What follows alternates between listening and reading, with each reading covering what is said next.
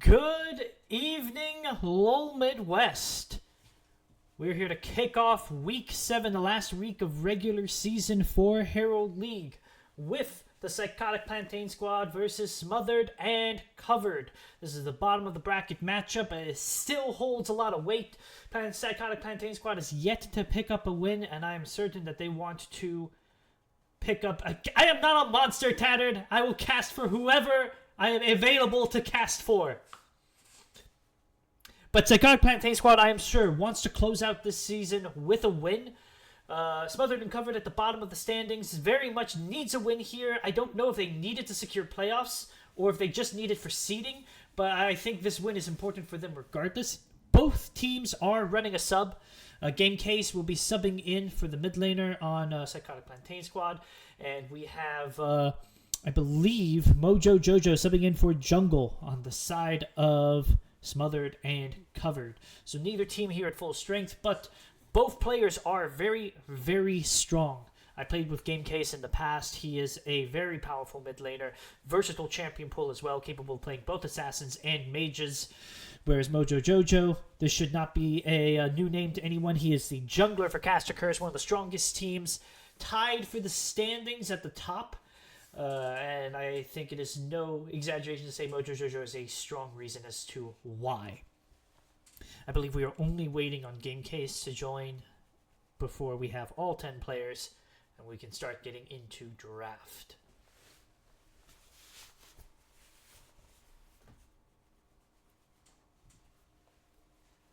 Something else worth noting, Vladder Daddy technically is also a sub for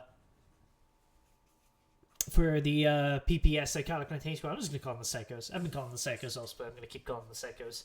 Vladder Daddy is technically a sub. He is not on paper their starting jungler, but he has been their starting jungler for the majority of the split. He had to walk away for personal reasons, as I understand, but clearly he was able to bail PPS out of a rough situation for this game. I know War Initiate, Brainal Beads is his username here, was desperately looking for players to fill out his roster up until the last second. Unfortunately, the roster requirements made it difficult for him to find someone, but he's got a roster here now. We are very much glad that we get both teams at 5 men. It would have been a shame to bow out at the end of the season because we couldn't find a full team.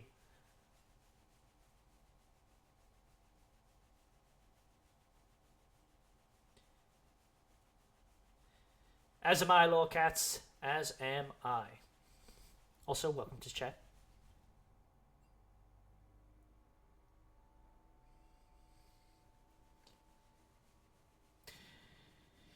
Getting some spicy banter in the chat about warding raptors, which, if you guys don't know, this is some high-level tech for you all. Raptors is the most important objective in the game. If you steal the enemy jungler's raptors at level 1, statistically, you have a 150% chance of winning the game. And that's just a fact.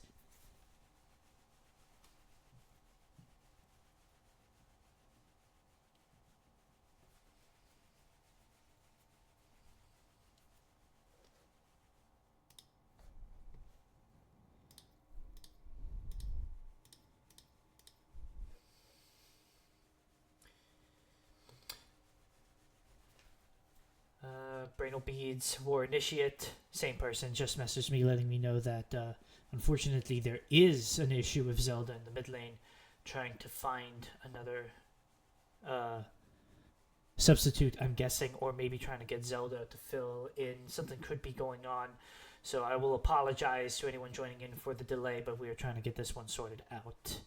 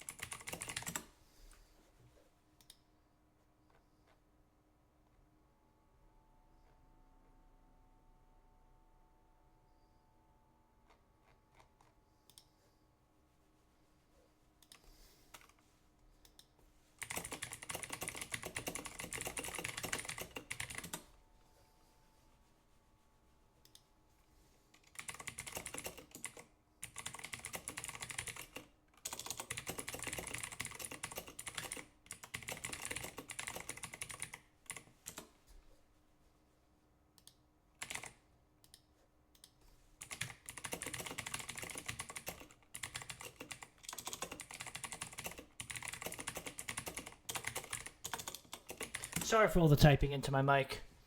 I very much would love to see this series go on. I'm doing some damage control on my side to see if there's anything we can do.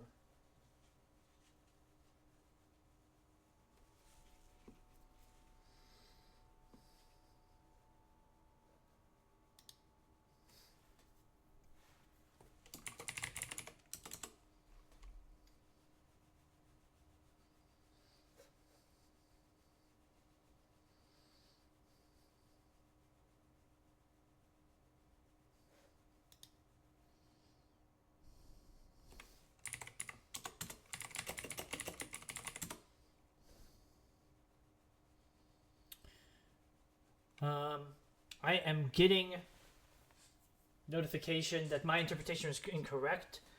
I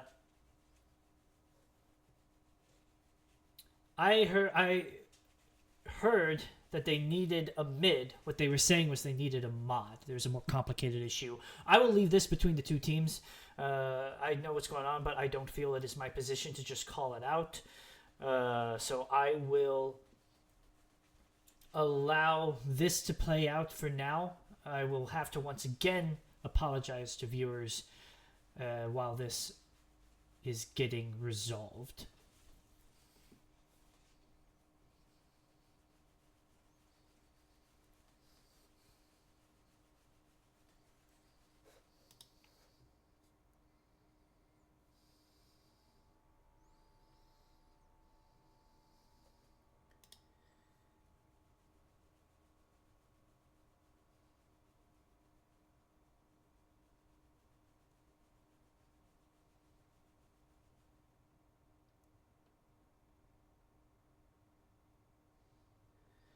I am also seeing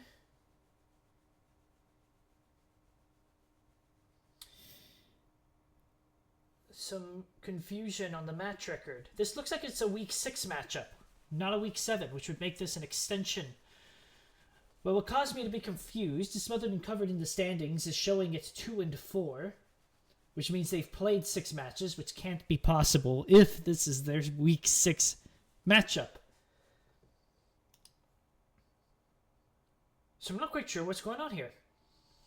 But if that's the case, it means that this match is a do-or-die matchup for Psychotic Plantain squad. I haven't done the math yet.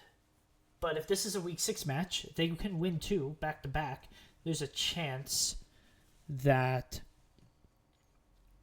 there is more that can be done for their playoff hopes. I will allow the potential standing situation to be resolved by Havoc and the other mods that be. But for the third time in 15 minutes, I'm going to apologize since I don't actually know what's at stake here. I don't know if this is a week 6 matchup, if this is a week 7 matchup. Maybe there's some bizarro world where Smothered and Covered was allowed to play their week 7 matchup prior to their week 6 matchup since it is so late into week 7 already. We do see Game Case popping into the channel now. Some of you may recognize him as Zelda. Zelda was his username in League for the longest time. Bradle Beads is asking for draft ready, so I'm going to go ahead and say that whatever was being dealt with in the background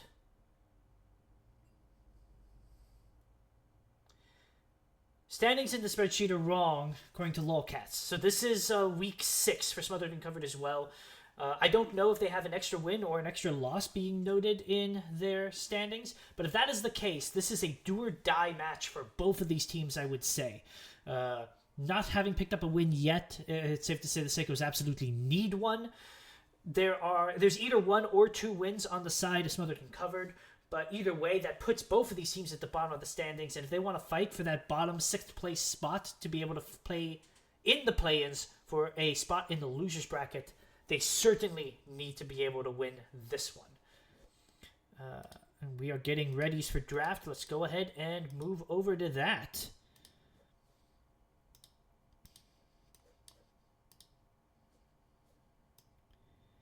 We've been readied up. Let me confirm on my end.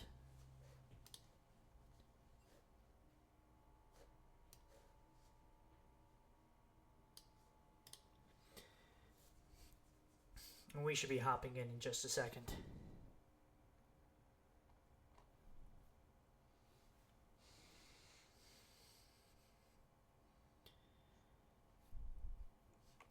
Psychos have readied up, just waiting on Smothered and Covered.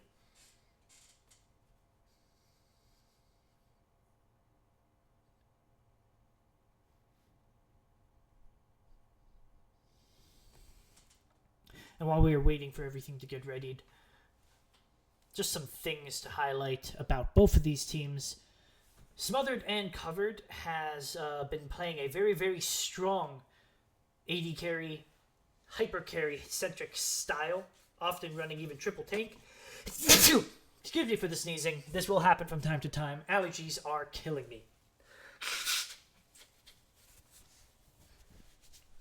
The Psychos have been playing a more fluid game plan. Unfortunately, it has been hard to say what their identity as a team has been, but I can say that their jungler has looked particularly strong. Flatter Daddy as the starter for most of the season. If they want to pick up a win here, I think it's going to be very much up to him, not necessarily to elevate his AD carry, but to deny his opponents.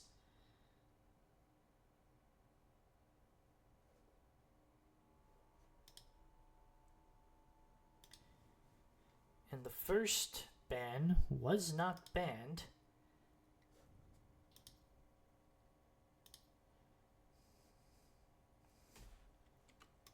I don't have a notification yet as to what that ban is.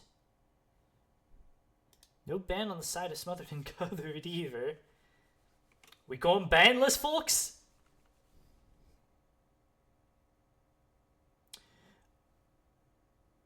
There might be a chance, I haven't confirmed with either team, and that's on me, that due to the shenanigans that happened in the background, it's possible that neither of these teams have a ban. They may have had to forego a ban as per rules of the league.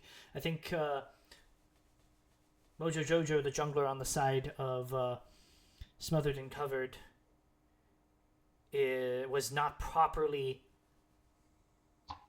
called out.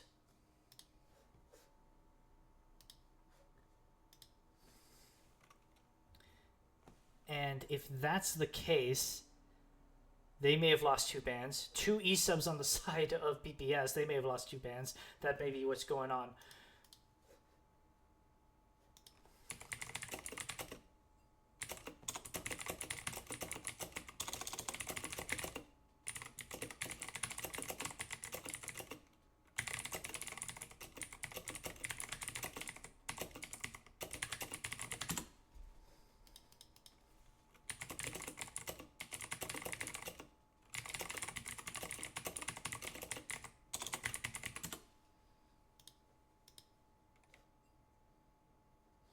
And it does look like, I think that is the case. I think neither team had all 3 bans. I think they've both had to forego 2 bans, which will make an interesting draft. Tom Kench is the one-trick champion of choice with Smothered and Covered's top laner. So that is the one ban the PPS have chosen to remove off the table. Braum has been one of the stronger supports down here in the Herald League, being able to deny a lot of what teams want to do for engage, being able to keep their AD carries protected. And that is the ban of choice for Smothered and Covered. Gnar, first pick.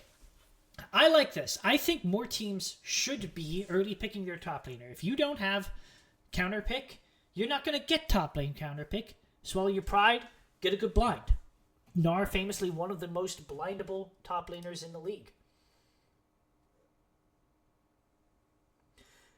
I must apologize, Beavis. I am not sure, but I imagine that come Game 2, we'll figure out if we start seeing both of these teams skip their bans. I hope they haven't lost bans for all of their games, because if that is the case, it's going to make for slow drafts. We see Mundo in response. This has been a consistent jungler for Smothered and Covered. It can be played top as well. Smothered and Covered has a pretty particular jungle play style, so I think this might be played top.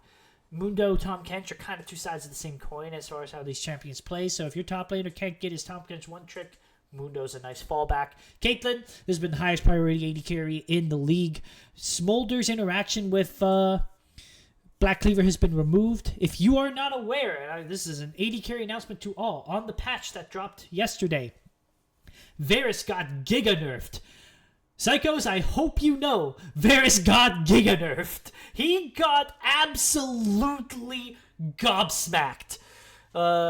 I'm not sure Varus is the premier pick into Caitlyn anymore, but certainly can match her with range with that Q. It has been Brainwell B's stronger AD carry. This is the direction Psychos have chosen to go for. For those of you that want to know, Varus has been nerfed pretty much across his whole kit, but I think the biggest nerf is on his Q damage. That is, of course, that big arrow that he pulls back. Before, at maximum, from a minimum to maximum charge, it either dealt 100 to 150% of his bonus AD. Now it deals 80 to 120% of his bonus AD. And because it's bonus AD, that means that the more AD you get, the more you feel that nerf. So you really need to stay ahead of the curve on Varus now. We see Hui, Victor. These are two of bog standard mid laners. I like to see these champions. I don't think they are boring control mages. I think there's a lot of skill expression on both of these champions. I think neither is superior to the other. I think Hui has better range. Victor has more control in team fights. It's sort of the slight trade-off that you get. I'm curious to see how these two players express this champion pool. As we go into round 2 bans, we are seeing jungle being picked out by PPS. We are seeing top lane being focused by SAC, which I find a little interesting. Perhaps this is actually a jungle ban at Jungle and Bessa, because the Gnar has been picked, so you can't be banning top. Gnar is not a flexible champion. You have to pick that in the top lane.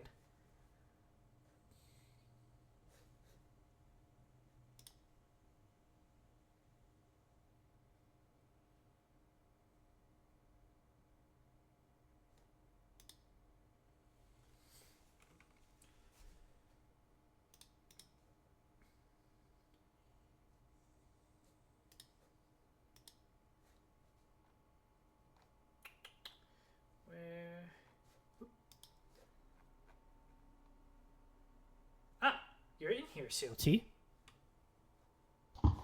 Sorry, I didn't. Yes, sir. To the stream, I had some issues in the past where my co-casters were pretty much silent regardless of what I did. So could viewers please let me know if CLT is hearable? Testing, 1 2 1 2. And in case you didn't hear him, CLT just said some things.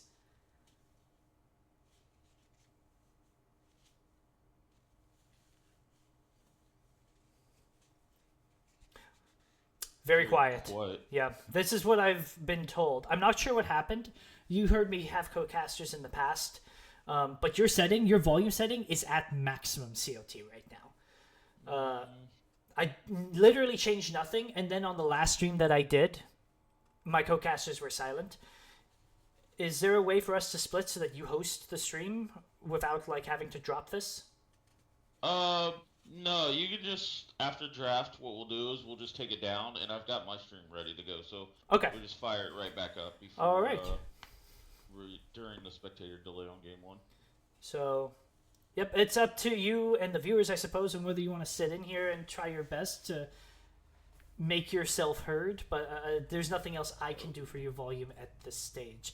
And as for the draft, we see Wukong coming in, pretty much guaranteeing that this is a Mundo top Wukong jungle. Maokai should be the support pick here. Briar in the jungle. I am a fan of Briar. I actually think she's okay, not great, into the team that Smothered and Covered have drafted. But she is a fun champion to watch, if nothing else. The definition of send it.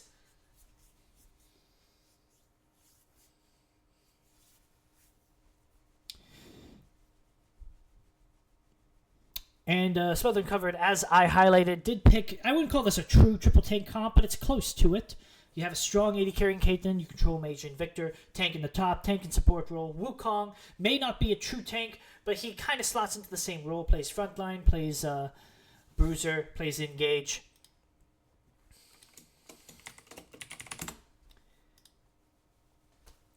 Whereas on the side of Psychotic Plantain Squad, as I mentioned, you have a more versatile team. You have a few separate engage options. Your primary one, of course, is going to be that Maokai ult. You have the Mega Gnar, you have Varus ult. I do like the options they've given themselves. Lots of range, lots of poke between the Varus and the Hui. The Briar feels a little bit like an odd man out, but I think what you're hoping for, and Smothered and Covered has had this problem in the past, is that your triple tank frontline on Smothered and Covered runs forward, leaves your backline alone, and then Briar finds them. Briar does not want to be on this Mundo. That's for sure. Briar wants to get on Caitlyn. Briar wants to get on Victor. Briar probably is fine on Wukong. Nautilus is not a priority target, but support Nautilus tends to be pretty weak in terms of tank stats because it's just the way gold works. So I'd imagine Briar can find that champion as well. You just really, really, really don't want to be on the Mundo if you're Briar. There's nothing you can do about that champion.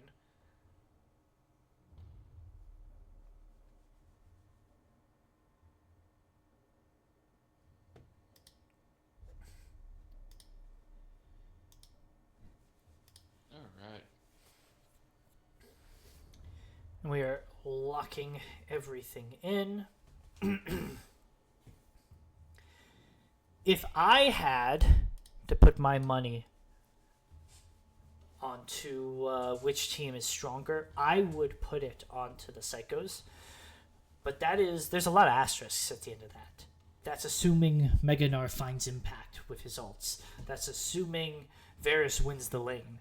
That is assuming that they can use their long-range poke mages more effectively than the engage options that exist on the side of Smothered and Covered. While I do think that there's a lot more options, a lot more tools on the side of the Psychos, I think their comp also has a much, much higher burden of execution.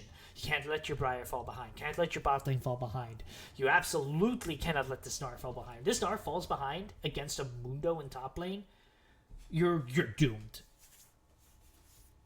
So you have a lot of boxes you need to check on the side of the Psychos, whereas your box on the side of Smothered and Covered is engage, keep Caitlyn alive. Done and dusted. And obviously you want your Victor to have impact, but I think that goes without saying that you want all your champions to have impact. Looks like we do have the 2.5 minute caster delay. CLT! We have a 2.5 minute caster delay. Do we want to use this moment to take the stream down and bring yours up? Yeah, let's go ahead and do that. Yep, okay. For viewers, I'm turning the stream off now. It's going to come right back up using CLT as the host so that we can both be heard.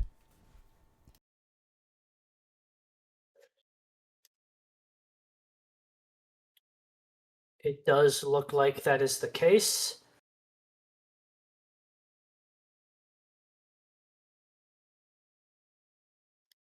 Can we both be heard now?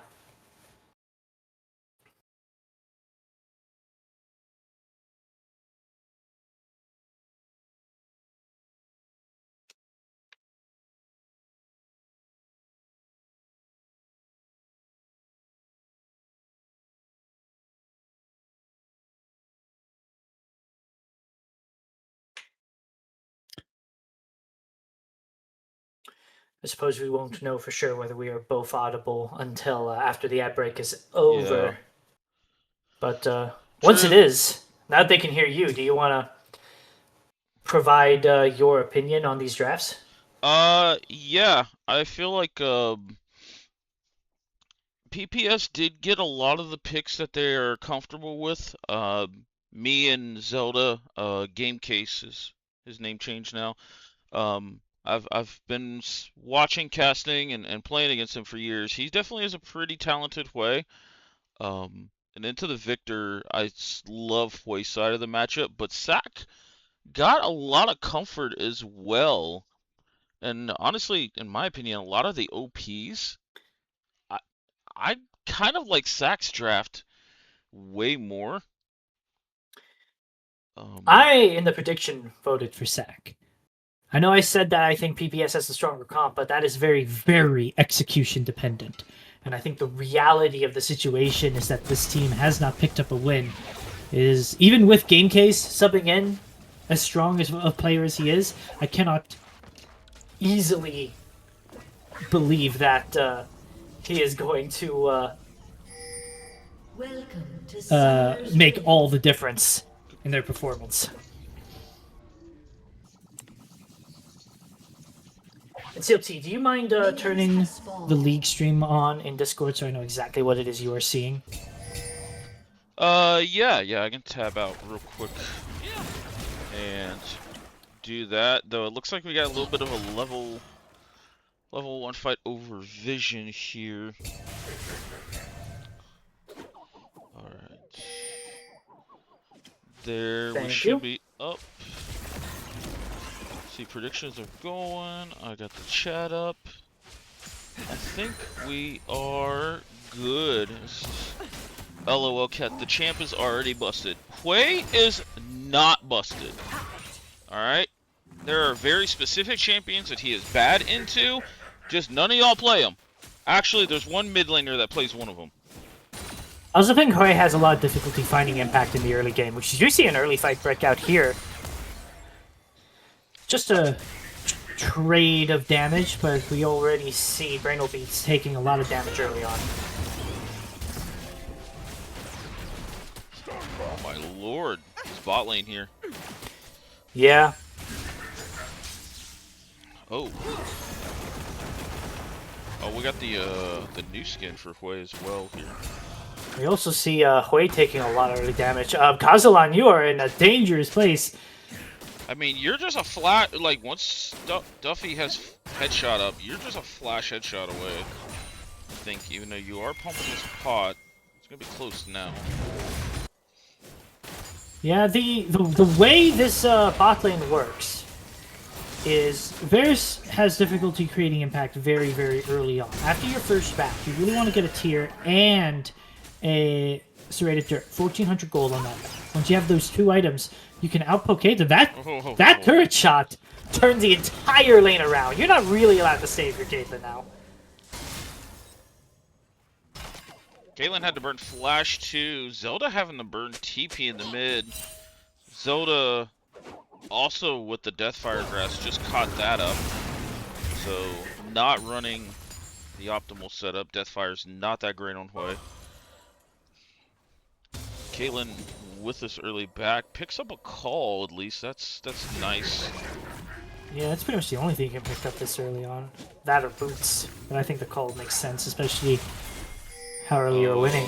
Kazuha has no flash. He may be in trouble here. The hook does land. The flash from Mojo Jojo. The burn and the ignite is going down. First blood going over to Entity. Yep, the caster curse link up right there. Entity and Mojo creating that first blood. And this does worry me a lot. I think Varus is still a playable champion. I'm not sure he is the go-to into Caitlyn, but I think after the nerfs, you're not allowed to fall behind on this champion. He doesn't have the guaranteed poke damage that he used to. Yeah. And I know he wasn't the one that got killed, but losing his support is going to impact that lane. Yeah, my concern is now with Varus getting a slow push coming up his way and Kazulan falling. You're really leaning on this Briar and Gnar here to really take care of this Mundo, because Lethality Varus is, I think, what got hit more, if I'm not mistaken, right? Yeah, it was. Yeah. Ooh, nice trade here from Scrub Lord. If you let Victor, like, get control and your poke just isn't landing, Victor can, like, start to equalize this lane here in some of the later levels. Hui really has to, like, in this state right here, where Hui's, like, trying to farm from distance, he's gonna burn through his mana, even with the WE. We see another hook landing from Entity. It's half health on Brainal Beats.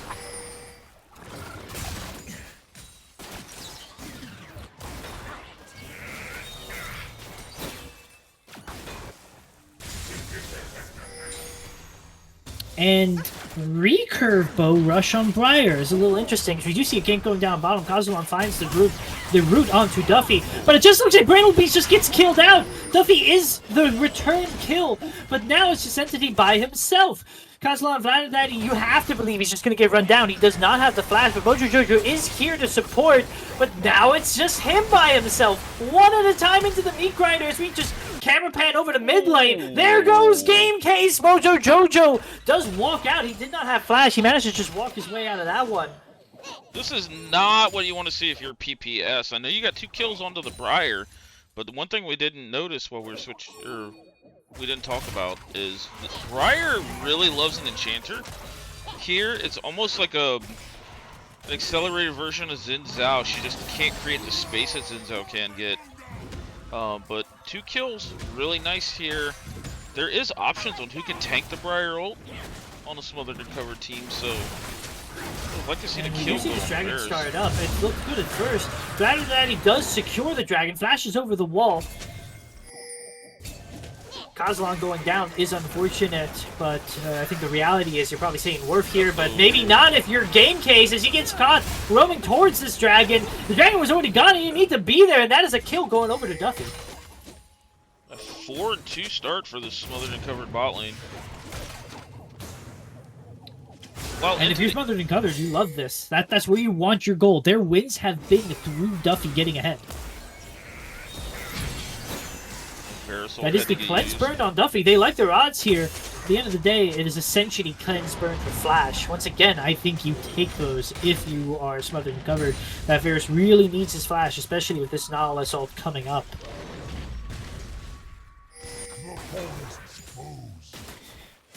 We heard the Briar ult getting used. I'm not sure where it was shot at, but clearly it did not find its mark.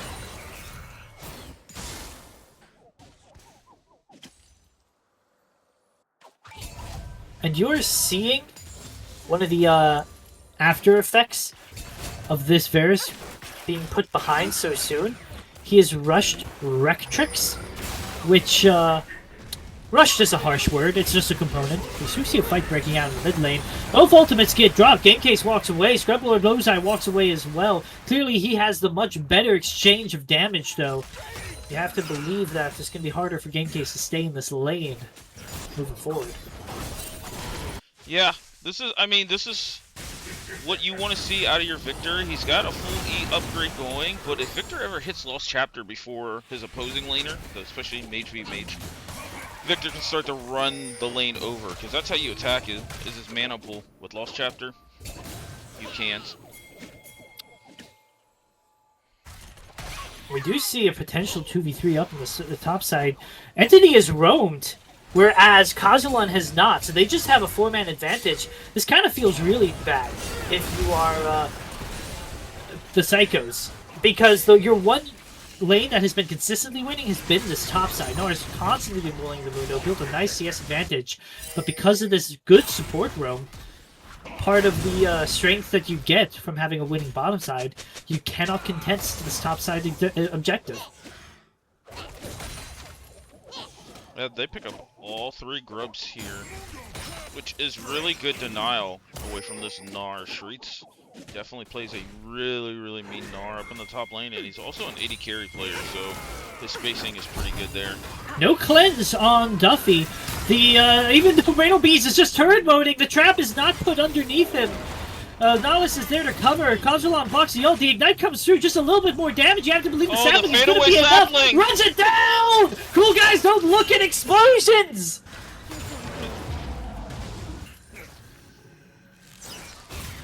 Really well played. Yeah, agreed. No, that is a highlight of why Varus has been one of the go-to picks into Caitlyn. They can match each other in poke, but they cannot match each other in all-in. Varus's is just more stronger. Even though they traded the cleanse for the flash earlier, but we do see another fight go down here. Entity flashes in. They do get Brainal Beads, but Entity falls almost immediately. Response to that, he's here, but he is very low. He goes down to the ult by Mojo Jojo. The roam from Scrub Lord made all the difference. Yeah, and I mean that's Mojo's MO in a nutshell. He loves to fight and making that call there. So, yeah, it says, "Hey, Scrub Lord, let's come down. Let's win this." So, Blade of the Rune King, though, finished now on Vladder Daddy. And he is a Briar one-trick, so this is definitely, you know, a win con here for PPS.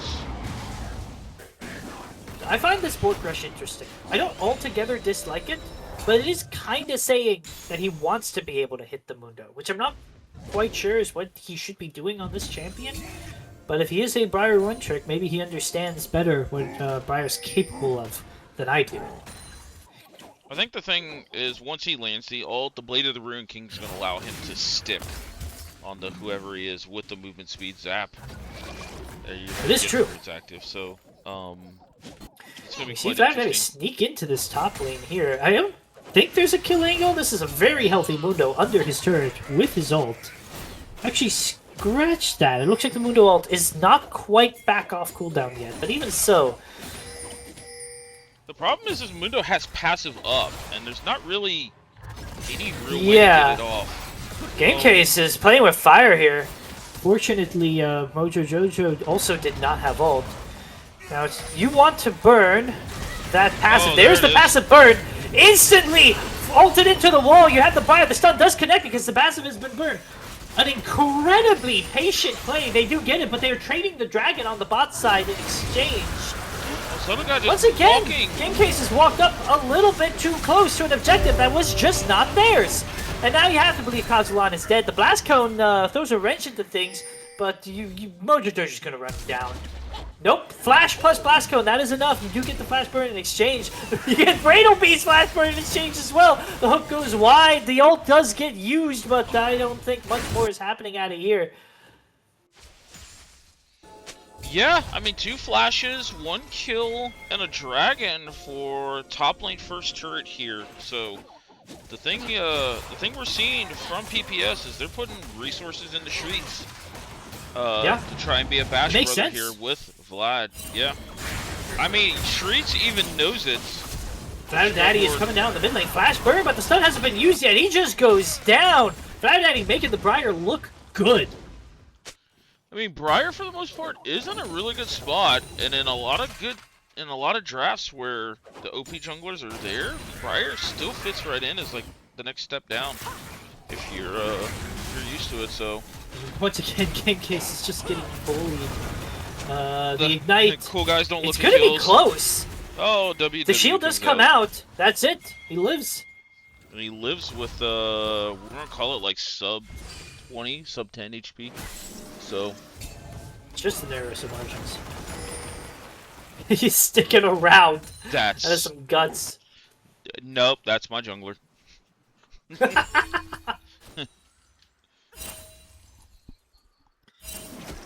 Obviously, you are on the same team as Mojo. How tilted do you think he is that Gamecase walked away with 10 HP there? He's not happy, but I don't think the tilt is there We yet. do see a fight break down the bottom lane. The Makai ult does get used. The defense is used early by Duffy in order to avoid the cut to change, but his support has left him behind! Kazulan, you gotta keep them off of Vadal Beads there! That's a double Two kill. champions brought so low, but close only counts for horseshoes and hand grenades, and they are playing neither of those games here. Gamecase is looking. The hook does land from Entity. The CC from Gamecase does not land. Nothing's just going to keep autoing him, and he does go down. No 10 HP escape for him this time around. Yeah, PPS with a little bit of a chain in there into the bot lane. Nar does not have Narbar up, though. He does have Flash. Muno's trying to run him down. That cleaver does land. Narbar is charging, though. There's a good chance he may be able to get it on his way out here. But maybe the Muno just has too much damage. Oh, no. The honey fruit is enough. Very well played by Shrieks there. You wanna know what I think is crazy about this game, CLT? What's up? 6 kill advantage for Smothered and Covered. 600 gold advantage for Smothered and Covered. And a huge part of that is because of the amount of gold that has been funneled into this top side, this top jungle on the side of PPS. I hope they feel that. Sometimes you look at the 612 and you don't know that the gold is essentially even. I don't want to get to their heads. They are still very much in this game. Yeah, I think Smothered and Covered though knows that they're in a pretty good spot over on Duffy though. Looks like getting jumped on. Shreeze is definitely playing aggressive. Does land onto Entity. Entity is not tanky. He is a support, and he dies very, very quickly. Caitlyn trap onto Vladder Daddy as they start to run down Canes. He has no support here. He is just dead. The Mundo's been bullied all game, and he gets bullied back to the fountain. Using the strong top side to finally secure an objective. Yeah, nice little pickup here on the Rift Herald, and overall a nice engage here from Vladder Daddy to net PPS this objective. But likewise, we're starting to see Scrublord really create advantages in the side lane here against Game Case. Agreed. I just think right now you don't have any anti-healing. Caitlyn is not like fully online yet. It's going to be hard to fight this Briar without both Victor and anti-healing. But we see an all-in coming down. Oh, well played Game by Case Game is Case. once again going to walk away with 10 HP. We do see Entity roam over here, but just a little too late. It was a good attempt by Scrublord, but at the end of the day, Game Case just walks it off. Dragon is spawned. Teams are starting to posture here. We do see that the bot lane for... the bot lane for Smothered and Cover gets caught as a double kill goes over to Vladder Daddy. Caitlyn is putting in work here, though. He is. Braille Beats does go down. Game Case is off on the backside trying to find a way in. He's dealing good damage, but he doesn't quite have the kill here. And that is the shutdown going over to Duffy. Now Game Case is still trying to make some things happen. Ace in the hole does land for some chip damage, but he is very healthy. Scrublord has done a lot of chip damage to him in return, but Game Case, his ult is up very, very soon. We see some top lane shenanigans. The Meganar ult has already been used. Shreeze might actually be in trouble here. This might be the moment where Mundo takes back over the lane. He does! Little 1v1 in the top lane for Canes here. I actually thought Shreeze had enough to kite it around, but Ghost used on the Mundo and the R. Shreeze, I think he got a little cocky because he went for the Trinity Force rush first, which is perfectly fine, but it's more for team than for the lane. If you really want to keep beating this Mundo up, if you really want to keep bullying him, you wanted the Bork. Without it, you do have to play these mid-game fights a little more carefully. Yeah, for sure. I also think now Shreeze, you're probably going to want anti-healing now if your whole goal is to try and put up pressure and split against this Mundo. You don't have grubs though, so that feels bad. Yep. Oh, this damage from Scrublord is just so punishing. Yeah, he went for a very they pull the dragon out. Build. Oh, we've got a teleport coming in. This is a 5v4 at the moment. Basically a 5v3 because Game Case is down on his last leg already before a fight even happens. I am happy to see the Psychos just walk away from that. That was just commanding control of the Dragon Pit. It's the second dragon. You don't need to flip the game on it. Good job just walking away. Yeah, for sure. I think... all things considered, we're now looking at 10 to 16, roughly about 2,000 gold lead here in favor of Smothered and Covered. Caitlyn is, again, starting to get online now. You have 2 items on her. Going with the Omni Vampoops rush as an AD carry. Have you kind of made the switch over to these Omni boots, or? It depends. Is Mojo making the switch to Fountain? Looks like he is, as he gets caught in his own jungle. Vladder Daddy now wants his Mundo. He has a Bork Black Cleaver. He deals damage to this champion, and Mundo is not long for this world. Scrubboard wants to turn it back over, chased out Game Case. Game Case is burning, but the burn is just not enough. Flash, he walks away yet again with the slimmest margin of health. Yeah, Deathfire Touch burn was not enough there for Scrub Lord. And Zelda walks away from this. But to answer your earlier question, CLT, I think Omnivamp boots are strong. I don't think they are as strong as everyone gives them credit for. I think they are a question. Do you need the Omnivamp? In this case, if you are Duffy, you don't need the attack speed. You've got a lot of crowd control to help set up your team, or set yourself up for these traps. But what you do need to do is survive against this Ferris poke, survive against this Ray poke. I do think the Omnivamp boots in this game make sense.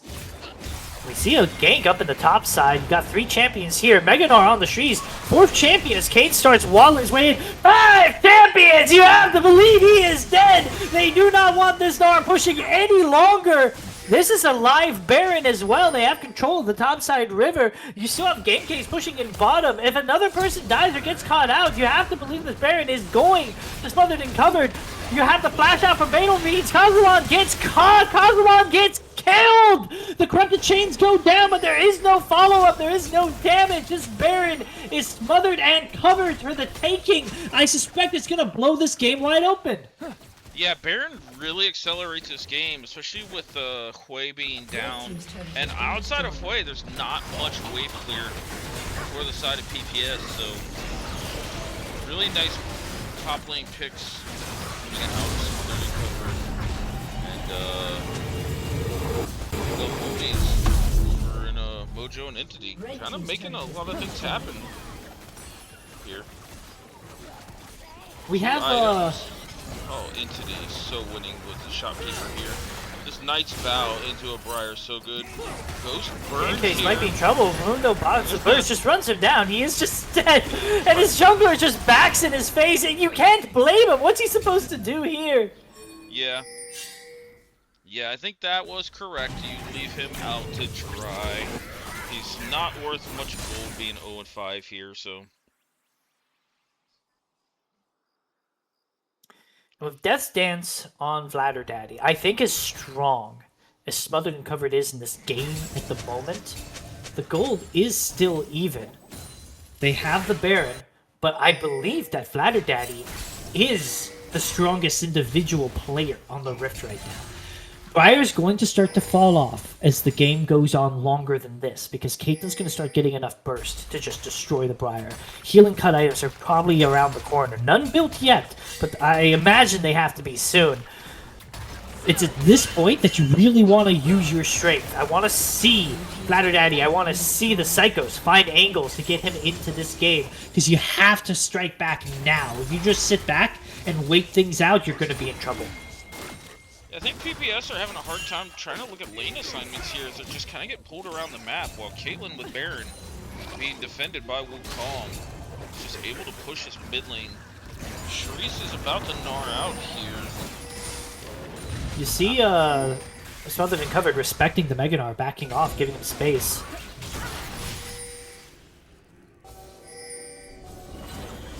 And there it goes. Some chip damage going over from Game Case as these two teams continue to posture. But more chip damage being dealt by Smothered and Covered as Shreeze and Kozulon both sitting at half. And I think to your point, CLT, with these lane assignments, Vladder Daddy may be strong, but his laners are not. Game Case has been losing the lane to Scrub Lord.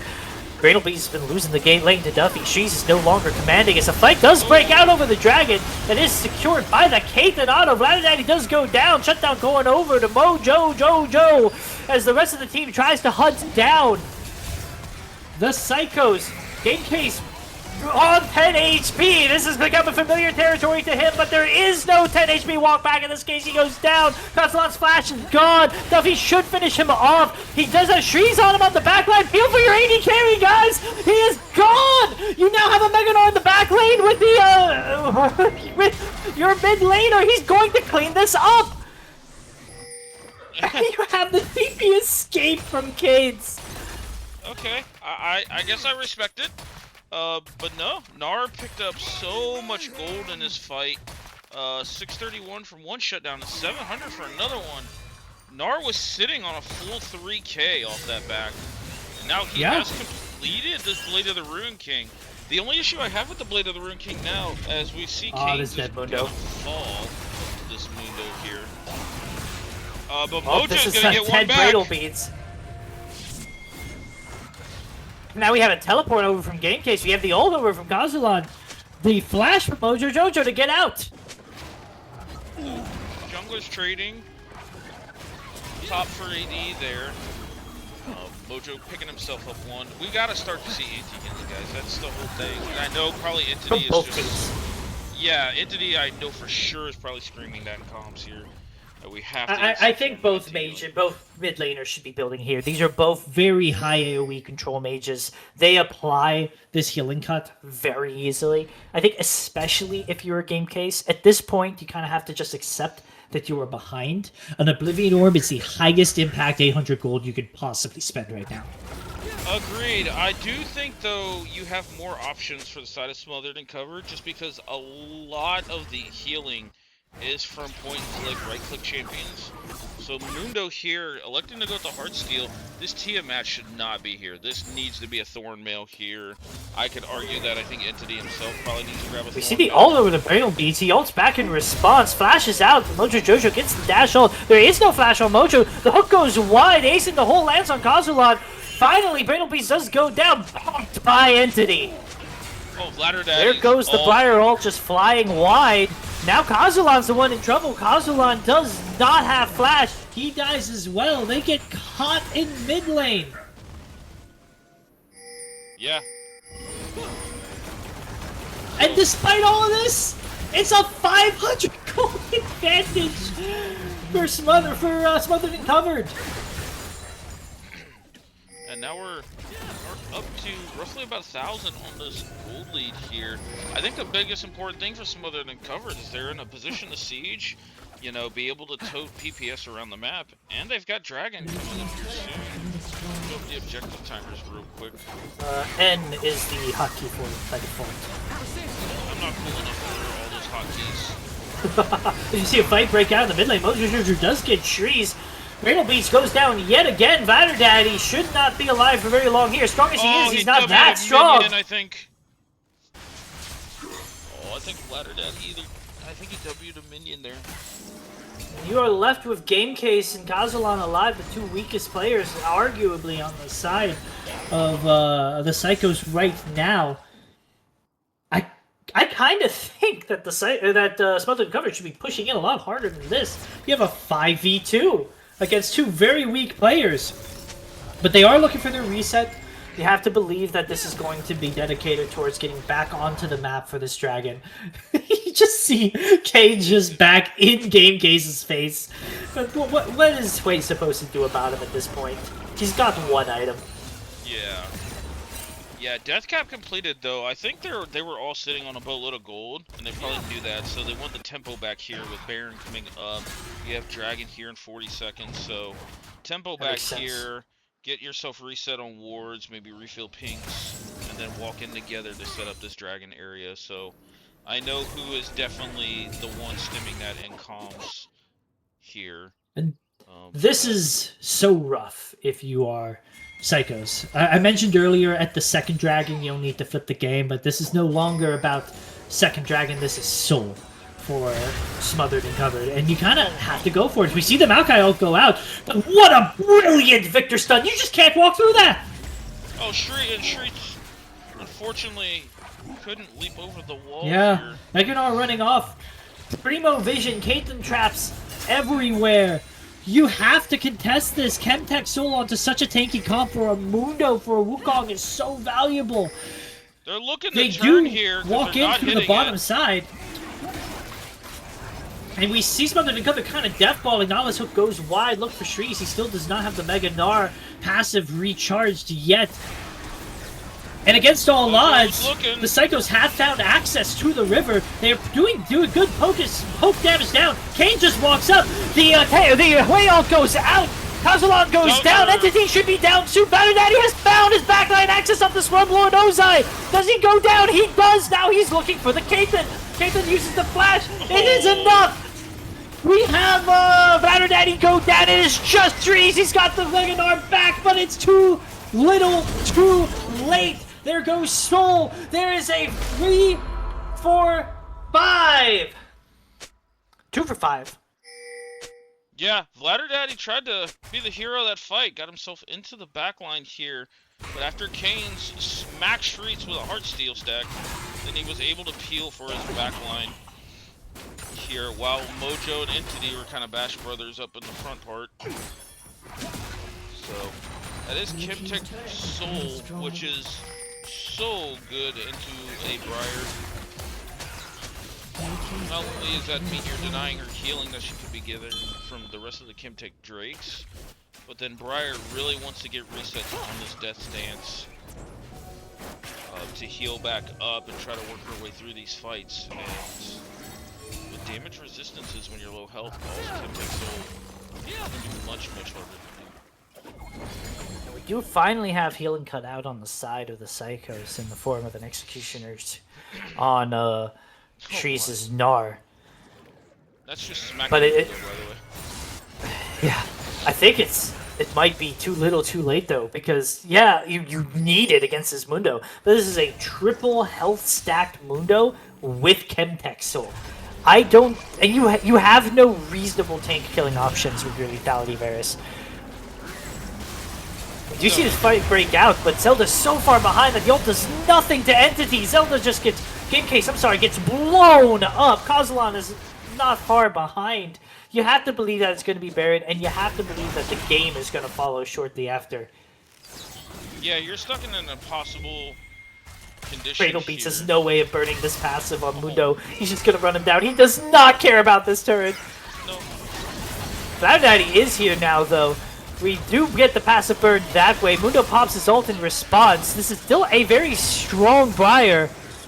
Gets a little too big for his britches. I think once he saw the Briar, he was probably better off just running down Brainle Beats, trading his life for the 80 carries, but these are the course of events that happened. As we see Kazulan and Game Case coming back up, it will be a 5v4 defense. Yeah, Brainle able to hit 3 items here. Let's see what happens. We do see the Cryptic Chains land. It lands on Duffy at first. It's changed over to Entity. The Maokai ult goes down. He only hits the Wukong clone, but he does zone off the rest of the team.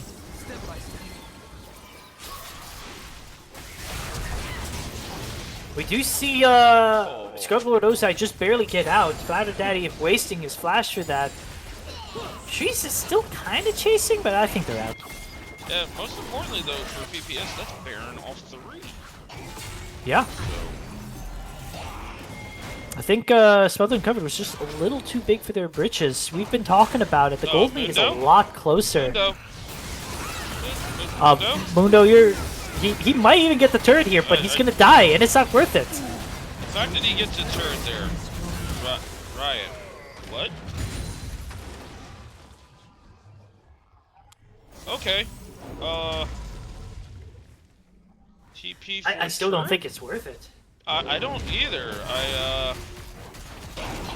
I think there was probably a WTF moment in the comms, and then the typical I fucked up meme gets. This is one of those things that happens when you play with multiple subs on both teams. I was praising Gamecase in Champ Select, and I still think he is a phenomenal mid laner, but it's definitely looked like he's not been on the same page. And perhaps in this case with Kane, this was a similar situation. He wanted to make a play, his team wasn't quite on the map, couldn't back it up.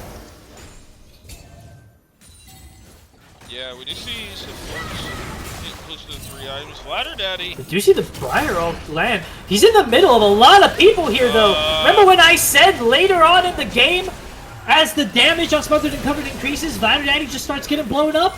He got blown up! Game Case, credit to him for sending it with his teammate, but he just sent it straight back to the fountain. There's a chance this is game here. Okay, Vladder Daddy taking 1 out of the Kane to 505. Trees is on the other side. He does have the Mega Gnar. Mundo is back up alive. He is waddling down the mid lane, joining his team. This is a 3v5 defense. The Maokai ult does come down. Kazalan steps up. We did a strong Mega Gnar. But there's just not enough follow-up damage. At this point in time, Bradle Beats is a poke Varus, and you are not poking. You're trying to punch through 3 beefy frontline members, and it's just too much. There goes the Nexus, and that is game 1, secured by Smothered and Covered. Yeah, really nice victory here. Smothered and Covered had had some caster curse moments there in the last part of the game, but overall, really nice showing. 2 subs here. The back line of Smothered and Covered though, Duffy and Scrublord, are Capachungus throwback guys there. 42, 45k on the damage. Nice damage spread from PPS overall, but just not able to get through the Mundo and just limited to no access to the back line, especially with Zelda being put so far behind in that laning phase.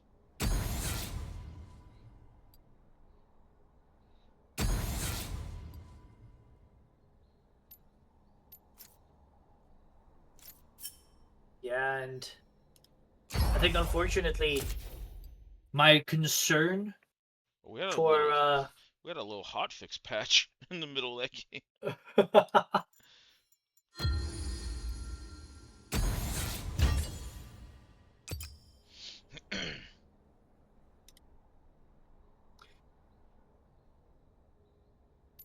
I think my concern for the comp that the Psychos had drafted proved to be true.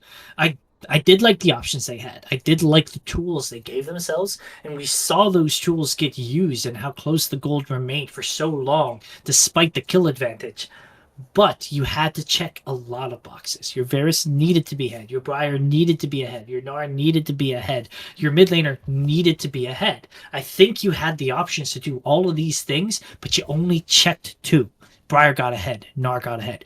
Your bot lane fell behind. Your mid lane fell horribly behind. And as the game went later, those 2 champions, Gnar, Briar, can't do it all.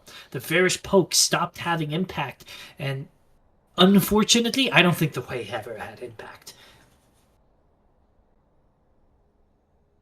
Yeah, not only did the Hui have no impact at all, but you picked the Hui to be kind of a counter pick into the Victor.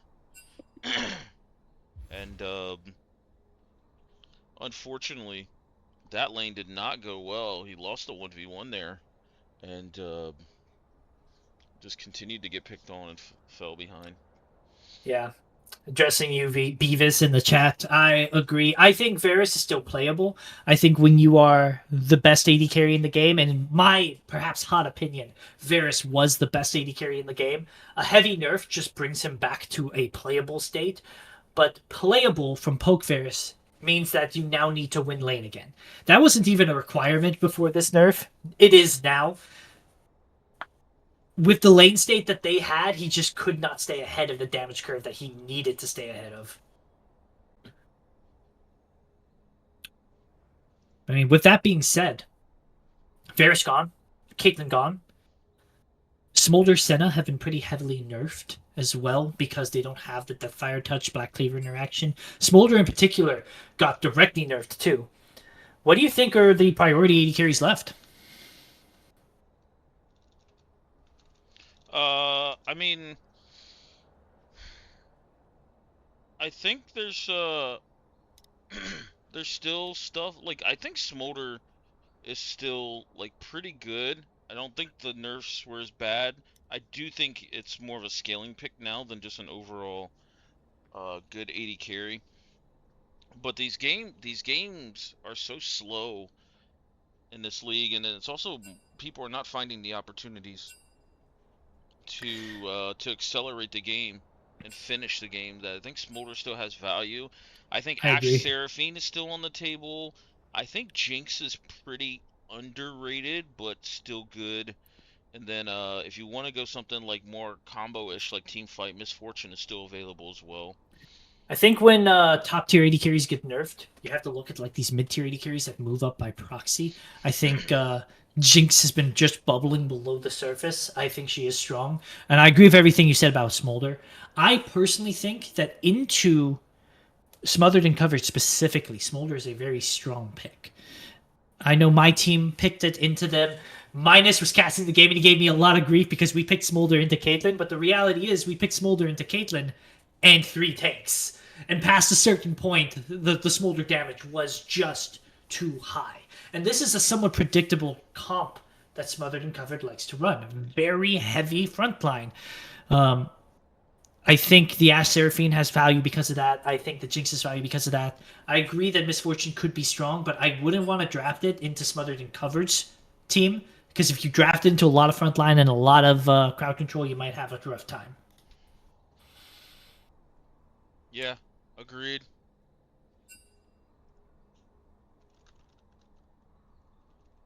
It does look like we are back into draft for game 2.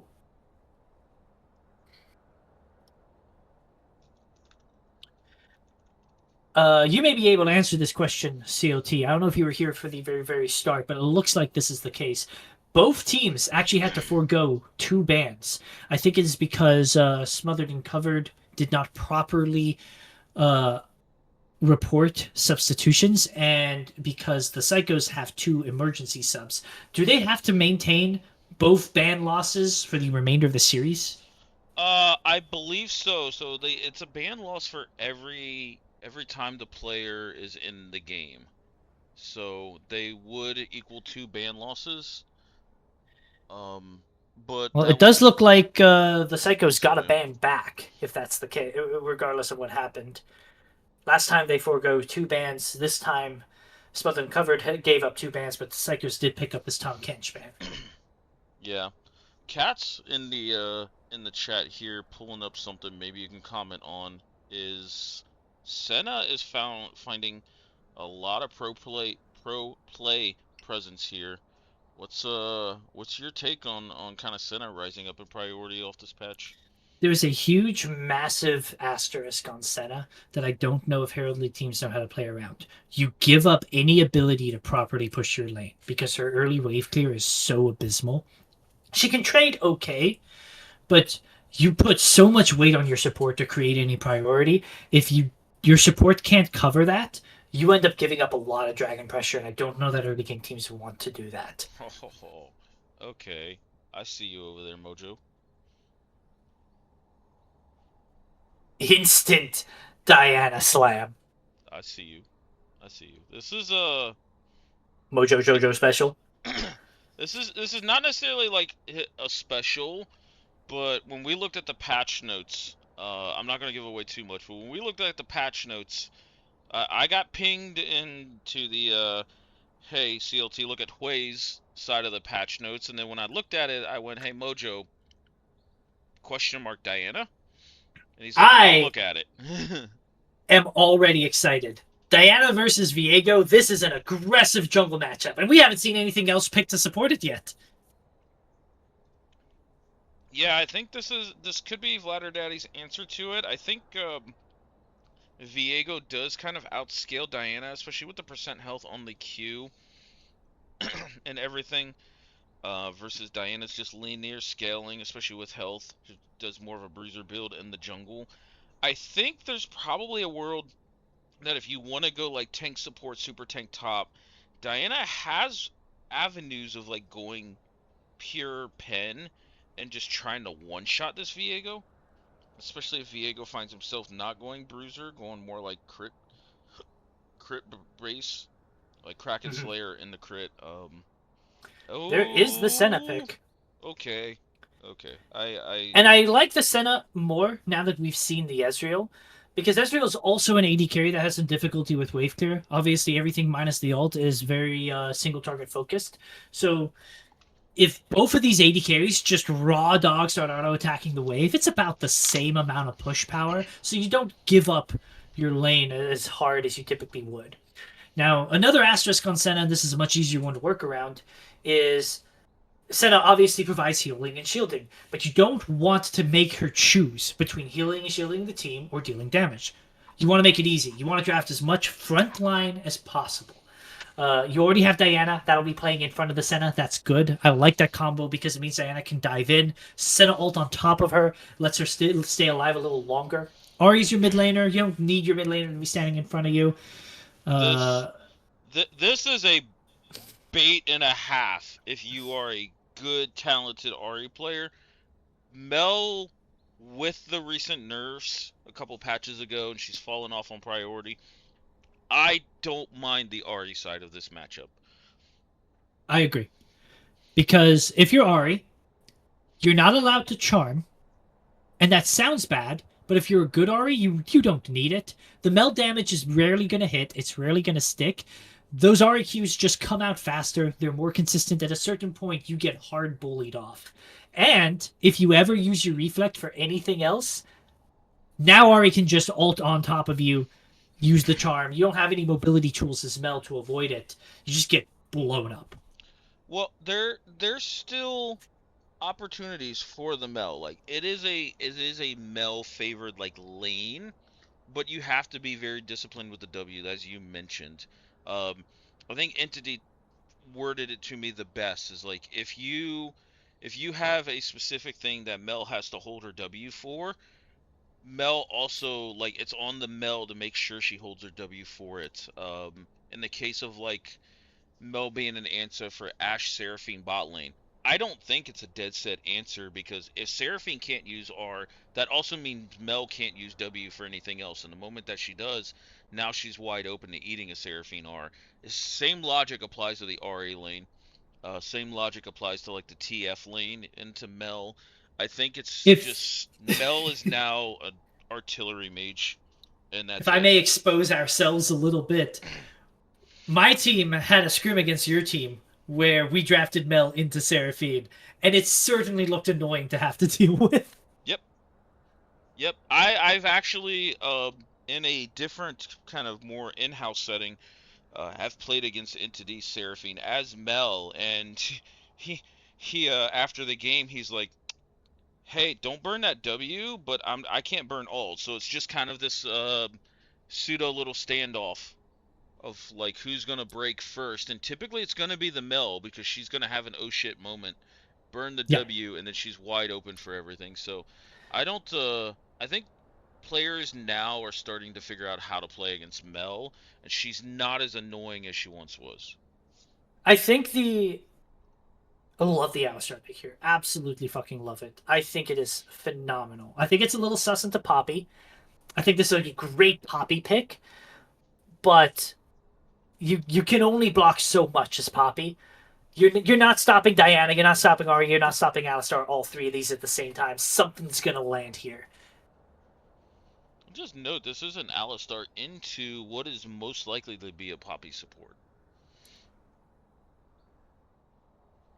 And But I then the actually think that's Scion. fine. Because Poppy also can't engage on the Alistar. Because if you do, you just get knocked up. If you are Ezreal into Senna, you need your Ezreal to get ahead, because obviously Senna's going to outscale. So you're very much relying on your support to create the difference. But you picked your Poppy for the team mostly, and this Poppy's going to have impact. I don't dislike it, but in the lane, in the raw 2v2, there is nothing stopping Senna from pushing, farming, getting stacks, etc. And with the Mordekaiser locked in, we can't confirm it as a Poppy support. I agree, and I was actually kind of going to throw it to you on that. That I know Poppy is a respectable answer in the Alistar, and I actually do like the steadfast presence into Diana Ari. But this lane, like, there's nothing threatening this Senna from scaling here. You And are really looking at Flatter Daddy. I hesitate to say the word camp. I don't know if it's that extreme, but he needs to have an impact in this bottom lane because the 2v2 ain't doing it. yeah, but also now you have to pull Vladder Daddy mid because Ari can still wave clear through this lane if Mel doesn't get an Yep. advantage. And now with the Mordekaiser showing, you need now Vladder Daddy to be pulled top before the Scion stacks up a shit ton of MR. Because hello, Scion with Force of Nature here against Mordekaiser passive and Mel Q continuously procs Force of Nature with her passive. Like that, what you're not going to be able to kill this freaking Scion. By the way, it's now the Scion does melt to Viego, especially in the mid game if he goes like Kraken Slayer crit. or even like a more bruiserish build. But like I think Sack just completely ran this draft over. I agree. And Um, there's another problem with the Psychos draft that we haven't touched on. Who's engaging? I, I don't know. So this is it, yeah, this is not. This is like Sack looked like they got a little bit of the entity special here of like let's draft a cohesive comp here because that is something he Omega preaches to us, and PPS kind of just picked a lot of comfort here. I know Zelda guy is a very solid Mel player. I've actually played against his Mel quite a bit, but he's also been on the receiving end of my Mel, especially in the Ari matchup actually. But um, I just Unfortunately, I think it's kind of the same story as the previous game. The only way Psychos win is if they get ahead in all of their lanes early. But unlike the previous game, I don't think they gave themselves the tools to do it. I think the Mordekaiser into Scion, yes, Scion's going to stack MR, but I think before that first item comes out, there's a chance Mordekaiser just bullies the heck out of that lane and he ends up getting over that tank curve that Scion's going to try to build. But in the mid lane matchup, I doubt Mel's going to be able to force a severe advantage. In the bot lane matchup, we talked about it. I doubt that's going to happen. And it's going to be hard for Vladder Daddy to create such a jungle gap performance as to change that. Because Viego is a scaling jungler as well.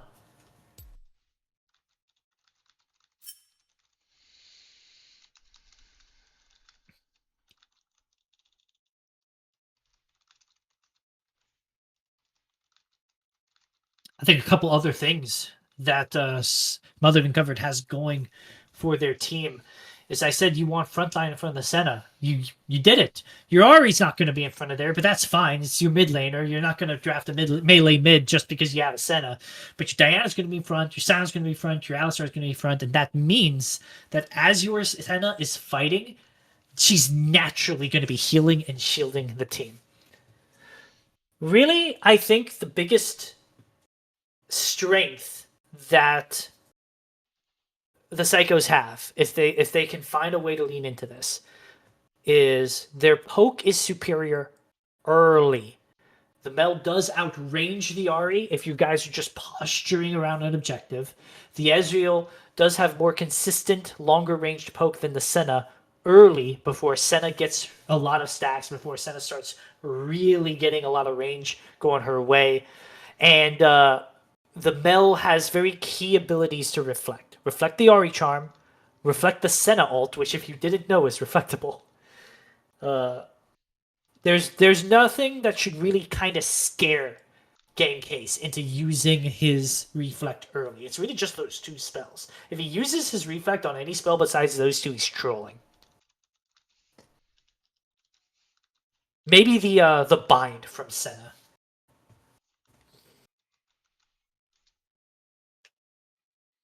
yeah, sorry. We actually just changed our game time for my match. I'm just distributing it to the rest of my squad here. Tell Mojo I said hi. Yeah. Oh yeah. Oh yeah. I did message Mojo like after the B1 and I'm like, okay, I sent him the big brain meme. I'm like, I see you practicing. He's like, why not? I'm like, yeah, I mean, it's fair.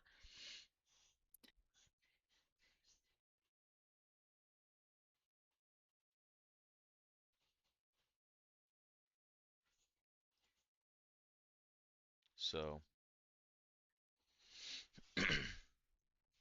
yeah, and actually I ran an ad as well, so we should be good to go here. I see that. I got a full minute and 45 to use the little boy's room. You go ahead and knock that out.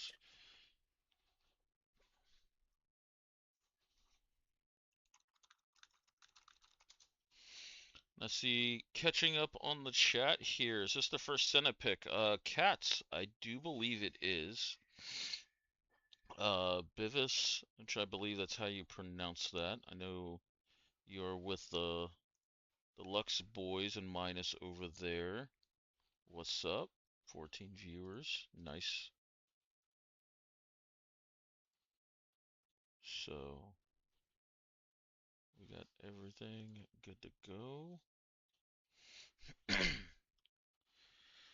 Yeah, I I think Smothered and Covered A wins. summoner has disconnected. I agree. This is not going to be a fun game if it's on an even state A here. summoner has reconnected. Looks like Kane's probably disconnected or is having some loading issues as we immediately get a pause at the start of the game.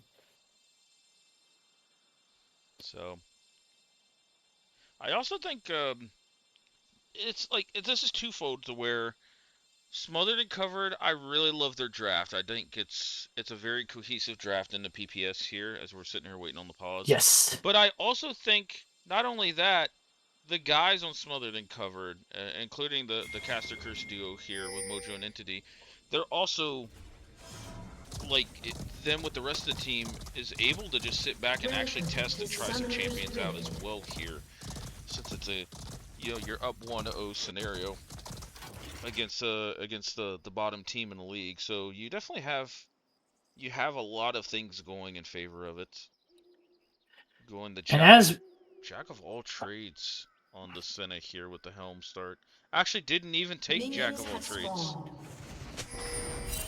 Quake and die. Scion. Flatter Daddy, do you want this damage? Feel that. Grass. Okay. 2 grass procs here for the Scion for free. Kane is gonna get zoned out of walking up into his top lane, though. I'm a little curious to see how this plays things out, because as a jungler, taking that much damage doesn't do anything for your clear. You're fine. Nothing. Jungle camps don't kill junglers these days. It just doesn't happen. Oh. But it does mean that you might be at risk of an invade, because you know he's just gonna be lower for the remainder of his clear. Why are we Q start on Ahri here? I don't. Okay. It's interesting. Yeah. It that lack of movement speed means that you would get from the W means that you can see Game Case did it. You're more free to walk in, get these auto attack trades, and then get some more meaningful poke out.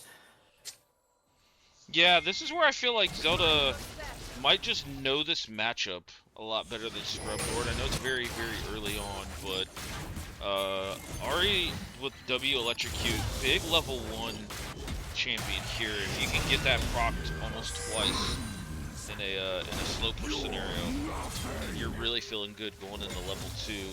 Level 3 is where Ahri kind of starts to lose this matchup a little bit just because of the reflex. Yep. And he's allowed to use the reflect there, because he's level 3 and Ahri wasn't. He knew there was no charm following it up. He saw the invade come over from Bladder Daddy. I think he's just dead. Oh! No! Oh, he is. He is. Mojo Yeah. Jojo burns the flash for it, but so did Bladder Daddy, so you're more than happy for it. Yeah, I don't know. Your mid laner has kind of a freeze going on. Your top laner is wanting to try and fight the wave here as Scion is there. I don't think the invade was the smartest idea, but I'm glad that they got the kill. If not, Mojo might have tabbed out and just raged for a second, knowing him there. Especially since he went for the flash Q. Yes. Is Senna supposed to have DFT? Oh, Ooh. there's that early kill that she's got. We did say that this was Mordekaiser favored before Scion starts to build a full item. And when he gets that Force of Nature, like you said, he becomes a little immovable. But we do see Game Case in a difficult situation. He burns his flash, but Mojo Jojo is right behind him. Gets the second dash. That is another kill over to Diana. When you're a carry jungler, when you're an assassin carry jungler, that's how you like to start. Uh-oh, we might start to see Mojo sending it with 2 early kills on this Diana. He has these random moments where he's like, yo, I'm gonna try a jungler, and then you press tab and you're like, are you sure you're trying this, or you just haven't hit this pick? And, I mean, this is gonna be something. We do see Mojo Jojo trying to go for a gank down here on bottom. I don't think it's going to turn into anything here. That combo engage from the Alistar was very successfully blocked. We do see Flower Daddy hovering now, but without Flash, he has no way to really get in. Yeah. Let's see. Oh, Senna's supposed to have DFT. Entity playing keep away. I think the Stun keep- this fall over for Duffy. But Mojo Jojo is still here to cover. Flash Bird on the side does not even cover. We do see Cosmolot. He's not going to live for much longer. And they're donating. Oh, punished for their selflessness. The problem is They now if could've you're taken that. Cosmolot, you're bringing them straight to Flatter Daddy. Oh, and Zelda, what are you doing, my friend? Game case, we saw this happen in game 1. Don't do it again. This is going horrible for BPS right now. Yeah. I mean, again, this is kind of going to be back to game 1. You just got to play for top lane here. Sharice has shown now 2 games in a row. He's picking up leads in his laning phase, getting some solo kills on the Canes here. I think you got to start to accelerate this Mordekaiser before he gets outscaled here. I also think Mordekaiser Diego is a much stronger carry duo than Briar Nar was. I think if you get a Mordekaiser and Viego that are very strong, you can make the game scary for your opponent. Oh, alright, this is, Right now we see Mojo Mojo- going for an invade. This is just a straight up jungle 1v1. Vitality is trading. Does Mojo Jojo have the cooldowns? It looks like he does. His mid laner is there to support, but so is Game Case. okay. We got looks like some of the rest of my squad in chat. Mojo loves the camp mid. The fuck he does. Mojo loves to camp anywhere that's not top, says Siren.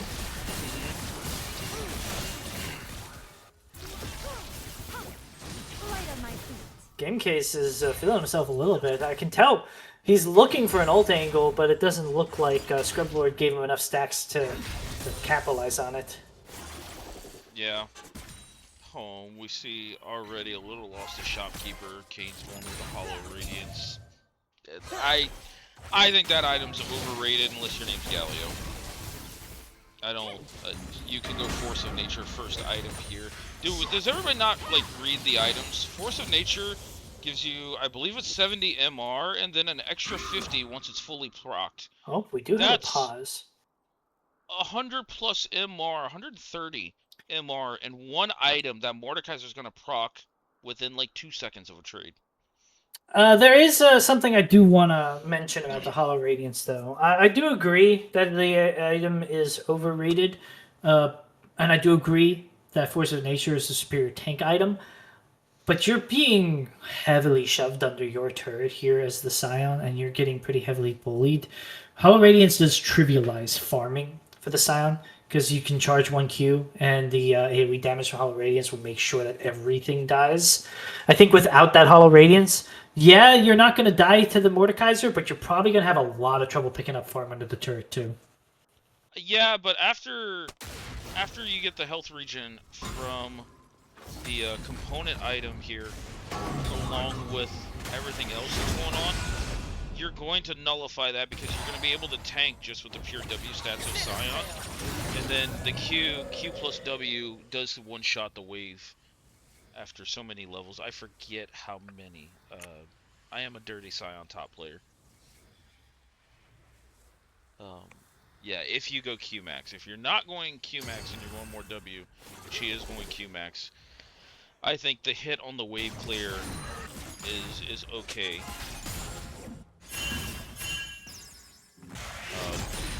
But yeah, it's one of those things. Sure, level 6. Oh, that is a Death Realm fight. He pulls Silent to Death Realm. He's close enough to avoid the turret entirely. Silent uses the ult to give himself a little bit of breathing space. The level up saves him as he just barely makes it out of this situation. Okay, That being said, Kane barely does not have teleport. We see potential fight breakout over here. Mojo Jojo is here. He does not have ult yet, though. Arcane shift from Cradle Beats gets himself out of there. Mojo Jojo's taking a lot of damage. He has to flash out. After that, he's looking to run him down. Cradle Beats is looking down to fight this bottom lane. The center's putting down some Q, some healing, but some Mystic shots are going long. We see Entity is now the target. Is there enough damage to follow up? And it doesn't look like there is. The damage was just a little bit split on the side of Psychos. It was a good look, but they couldn't convert. Yeah, it looks like they were not all on the same page, but also, I want to point out Entity, how he played that fight. He sat on the headbutt the whole time until he waited for Viego to start charging up the stun here. So with that being like well played by Entity, Viego had no other ways of entering that fight. Both junglers were not level 6. So yeah, I think that was well played by them.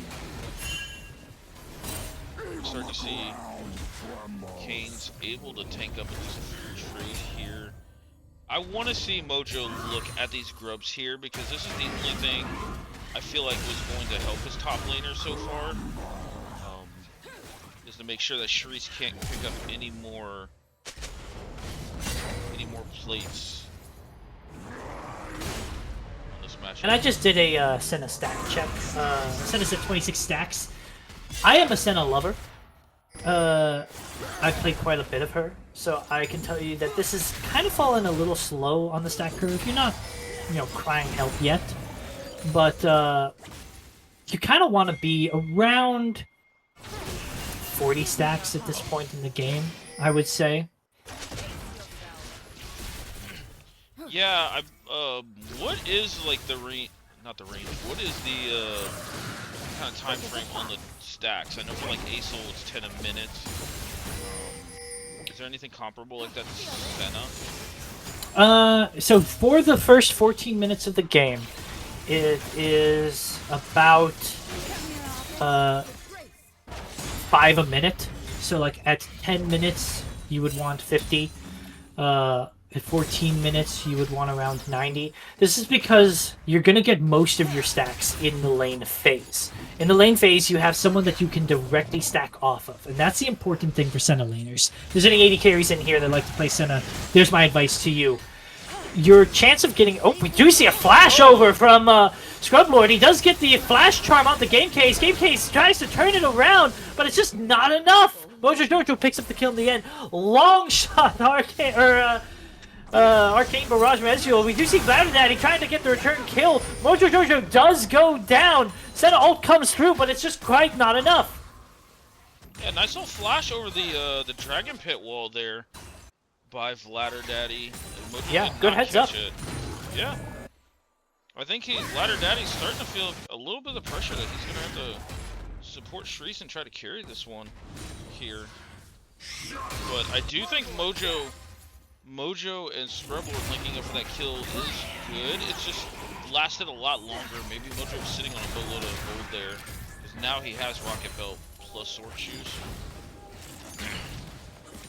But Kraken Slayer done with that shutdown on the Vlad here. So I think these junglers are in prime position to really do a lot in this game. You see an ult from Shreeze. The Scion has nowhere to go. You have to believe he is dead this time, but he is chaining crowd control. He does finally get out of the death realm, but it's too little too late. At last, Scion down from the Mordekaiser is enough. Doing the boss special, trying to get as much farm on the way out as he can. Yeah, we also see Zelda picking up the Luden's Echo in the mid lane, so this poke is Ari's going to start feeling it. We see a gank down on the bottom lane. Game Case does a lot of damage to Scrublord on the way out. It's enough! He gets the 1-for-1! Bot lane, though, Meanwhile, we see a fight break down the bottom lane. Vladadaddy is kind of hovering here. They don't know. Oh. But he misses the stun. Flash over from Duffy. Entity gets the knockup. He walks out. There is no more damage left on the side of the Psychos. It looked good, but that stun from Vladadaddy had to land. Now we see Mojo Jojo covering over here. He's just going to walk into the lane. Does he have it in? He does. He just dashes through. He's got another one locked and loaded. There he goes, but Vladadaddy buffers it with the takeaway. He becomes the cow. He milks those. He's sitting in the bush looking for more. He ults away, says the Ari's just too much. The charm does not land. The Spirit Rush gets used. One more stack still on it. Does he find anything else? It does look like the Psycho's just going to walk away. This is an extended 1-for-1. Yeah, and then we see Zelda doing a really nice rotation here up the top lane to catch this wave. I think PPS comes out on top overall. And in this trade here, I think the biggest thing now for Smothered and Covered is you have to play around Mojo because he has all 6 kills. It's unfortunate that none of the kills got over to Duffy or Scrub Lord here. And if you're Game Case, you're having a much, much better sewing. Alistar pops the ult, looking like he may have wanted to go for a dive. Reducing the combo, and it might be enough! The combo! You said you had to play around Mojo, and play around you did! Mojo does finally go down, but you get the double kill for it. Yeah, Mojo picks up 1, Scrub Lord picks up 1 as well. So yeah, after the charm lands, that's all Mojo needed to just go for it and send it. Great look by Entity to acknowledge that the Poppy wasn't there. That is the only thing stopping him from getting unleashed. You have this very, very powerful Diana. As Alistar, you can endlessly set up for this Diana if the Poppy is nowhere around. Late to the roam, late to that mid lane cover. He pops the ult. It looked a little sus at first, but he finds the angle. The Mojo Jojo ult follows through. It's just a wombo. Yeah, for sure. For sure. That is definitely how my jungler loves to play here. Duffy finishing up the static shift here. I think this is going to accelerate the stacking quite a bit. We see another Death Roam going through from Mishrees. It doesn't look like Kane's even quite has the knockup left. She's just walking at him. Hits him with the Q, hits him with the pull. The flash goes through by Kane's. I almost think she's could have just kept walking at him there, to be honest. But Kane's does get away with his life at the expense of his own flash. Yeah, Kane's is getting weak-sided here, which is what you want to do. Oh! Yep. Welcome to Mel. Give her a lead. Before we got dove in mid lane, I was saying this is a much, much better showing for Game K's. Yeah, he has a few deaths, but let's be honest, he's been basically camped. And he's still ahead of his opposing mid laner. You take those. You see a fight break down over here. That turret is almost dead. She's taking a lot of tower damage. It might have been enough. Bladder Daddy hits the long way around, but Kane's already picked up the kill. Yeah. I think it was, what, 5 turret shots? Yeah. Scion has this kind of Lysandra property to her. Where, yeah, that Scion's got 2 levels up on you. I'm not sure if Bladder Daddy wants this. Scion doesn't have the flash. Actually, Bladder Daddy might. The sustained damage is just too high. What do I know? He gets the kill on the Kane. There's a dive is happening down the bottom lane.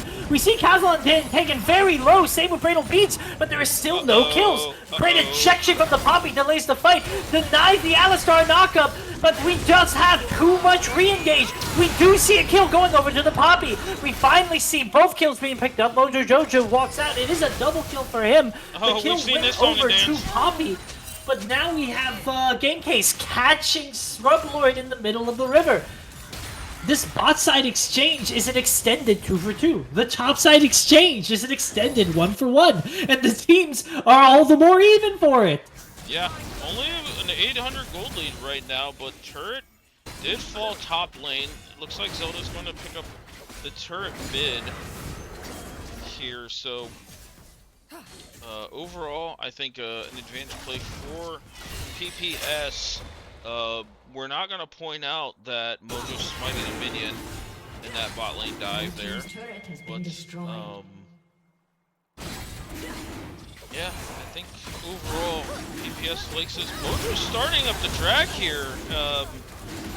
Yes? No? I was talking earlier about subs maybe not being on the same page as their team. I think we can agree Mojo has been playing phenomenally, but that was absolutely a case where either his team didn't know he was doing it, or he didn't communicate it, because there is no one around him for that dragon. No, that's probably a case of, hey, I'm going to try and sneak this. That's not a good idea. I'm going to try it anyway. And, well, yeah. I just did another Senna stat check. He is approaching 60 stacks. Still definitely behind the curve, but he's sped up. Good arcane shift, saving a lot of damage there. But he's sped up his stacking quite a bit. I think, I'm not necessarily sure. Ooh, we see a potential engagement. With the Ari Spirit Rush, you have to believe he's safe. And more importantly, this is allowing Senna to get some plates here in the mid lane. Yeah. This is not good. Reflected the cage, but a good knockback. Oh, flash from Game Case, just barely, not enough damage. The Entity seeing the indicator of the Mel execute, pops the R to tank the Mel R. Well played. That is a flash over from Kazalan to try to go ahead and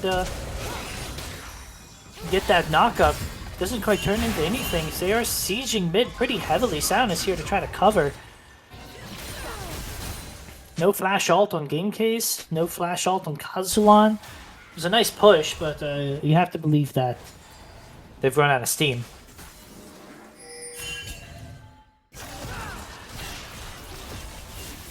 Oh, that Mel. If Mel had ult, he's just dead there. Yeah. My worry now is Mel is hitting the mid game like super hard. Definitely going a pin, a burst build, which I think, in my opinion, is the most optimal way to play her. The burn build is still nice in situations, but Mel just scales like a dumpster fire. Like, it's terrible how bad this champion scales. So hitting the mid game with some pen items feels really good, and you try to snowball that to stay. And the opposing team isn't tanky enough to really warrant the burn build. Alistar is a support. He doesn't get true tank, and his ult negates damage regardless of what you build. Although we do see Brainlbeast potentially in a bad situation. There's a triple man. We get the dash knockup. He just dies to the Diana ult. We see Bladder Daddy just running for the hill. Says, Kalalon, you are on your own. I hope you got this, but I don't think he does. And the W from Mojo picks it up. Yeah, you can see where it's kind of more of a follow me. Oh, nice shot. Scrub Lord is just kind of hitting these charms. He is. Although, to be fair, Game Case kind of had to reflect that. No reason not to. Yeah, I don't think he was just expecting it. But yeah, my biggest concern now is, like, Mojo is kind of frontlining and pulling these engages with Entity here. With him going Proto Belt Sork's Death Cap, he's not that tanky compared to some of the other Dianas you might see in solo queue. So if he gets caught by a Mel binding on his way in, he will instantly die. If his third item is not a Zanya's, I think he's trolling. Duffy, though, we do see a fight break down over here. He burns the flash. You gotta throw some Qs down on your way out, Brainlbeast. Get your Arcane Shift back up as quickly as you can. He does live, but I mean, you get the flash for it on Ezreal. That is worth its weight in gold. A bind does land on Kozlon. He's already used the W. He's just gonna get bounce housed into oblivion. He doesn't get to move. He doesn't get to cast. Duffy picks up the kill. Mojo Jojo look for Brainlbeast. Couldn't quite find it. Trees ults into the middle. He pops the ult onto Canes in order to try to get himself out of there, but he's surrounded by 5 hungry players. And he's just, welcome to the bounce house. Mojo Jojo found his target. Okay, Scrub Lord. And what looked like a pretty even mid-game state just gets blown open. And in truth, I think this was the moment where the difference in the comps played out. When you were still laning, when you were running around between jungles and you were finding 2v2s and 3v3s, you had a lot of options as the Psychos to be able to play your champions out. But here we had the full grouping of Smothered and Covered. The boss special. We had the full grouping of Smothered and Covered, and the crowd control chain was oppressive. Yeah, looking back at that team fight, I don't know if Shreeze was trying to ult somebody else and Canes is just a big body in there and got clicked on, but I felt like Shreeze was able to get more out of the Mordekaiser in this fight and didn't. And then on top of that, the link up in the back line when Ezreal came up to try and free fire with Mojo and Scrub Lord here, totally can respect it, and very cohesive actually between those two. So meanwhile, I just did a stat check on Duffy. 82 stacks. It is my opinion. I think it is most Senna players' opinion.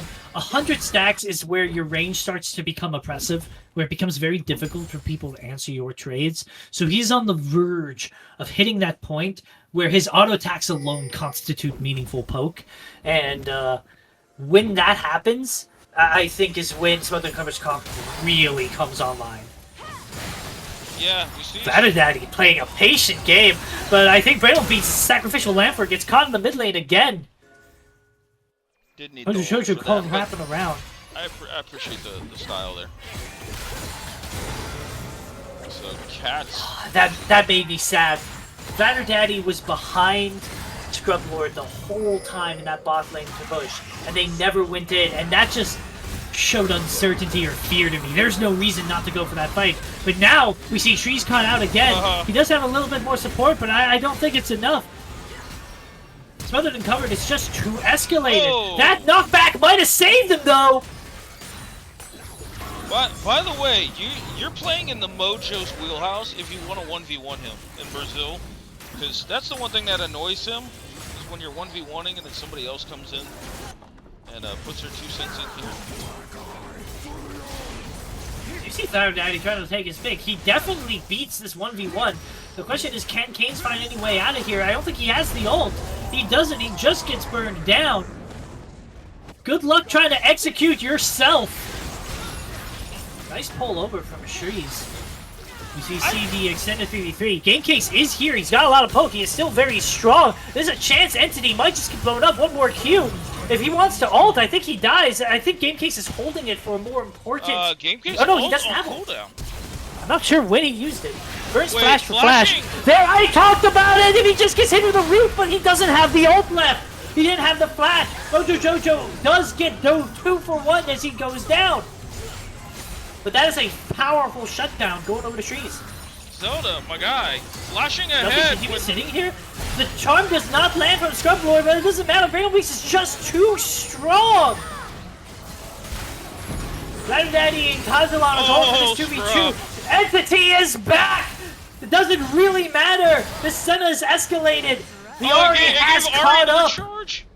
Daddy is running for the hills. The shout might give him enough time to break away, but the Spirit Rush is up on Scrub Lord. He is out. Wow, his laning phase was not great. Scrub Lord is playing this Ari in the team fight masterfully, by the way. I think it is his most played mid lane. Okay, I can see it and I can respect it. Game Case obviously having himself a much better game than game 1. Okay, maybe I take that back. COT? Yeah. Why did you cast a cursor? It wasn't my intention. Why did you cast a curse, the man? I don't. My bad. You owe him an apology after this game. I don't. He's the one that clicked TP, but I mean. No. You cast cursed him. You made him click TP. I didn't make him do shit. Like, come on. You made him click TP. No, I did not. I did. No such thing. This Poppy is so de-escalated. Oh no! You're a level 10 Okay. Poppy. You have 1 item. You are not tanky.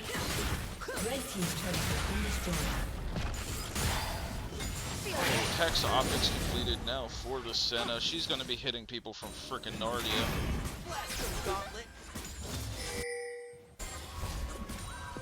Also, And here's the problem. You're not even that far ahead if you're Smothered and Covered, but I really do think the comps are all the difference. As the Gold League widens, how are you supposed to find your way back in? You don't have great engage options. Your poke is no longer superior to this Senna. Look at that. I'm pretty sure he hit Game Case without even trying. Yeah. And this Diana is so escalated that if Mojo finds an angle, like right here, you just Lord. die!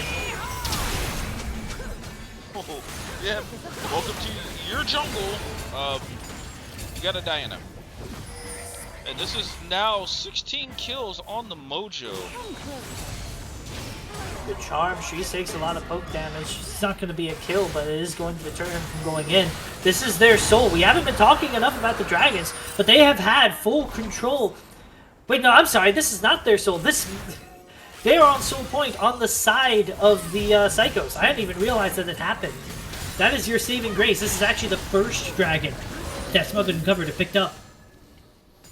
Yeah, and now it's this map is theirs. You're gonna start to see Diana snowball even harder now with the Zanyas. You think Mojo had freedom to do whatever the hell he want in my game? Okay, cool. Now you got to deal with him with Proto Belt and Zanyas. And also, by the way, we're starting to stack Infernal Drakes. If PPS finds a way to extend this game, maybe wins a team fight, gets a Baron to help combat the siege there and take that off of them. This might be a slightly better situation. I don't think Mojo Jojo wants to be in here alone with Shreeze. Just pop the Zanias. He is out, but he might just die on the way. Doesn't quite land the Q. He gets healed by the Senna. He's still alive. We see Scrublord on the back end chasing down Ezreal. Does he find it? He does. Mojo Jojo's back in the fight. Scrublord is returning on the back end. Does Game Case have anything left in the tank? Shreeze is getting very low. The Tron does go wide. Game Case does take advantage of it and blows him up. Van Vandy's on the front line. He gets the return kill. He gets the reset. He gets the heal. It's just Cage. You have to believe he's going to die shortly thereafter. That is a team fight win for the Psychos. That is a Baron for the Psychos. Does that count as a caster curse or a prediction, by the way, on my end? Take your pick. Whatever it is spicy.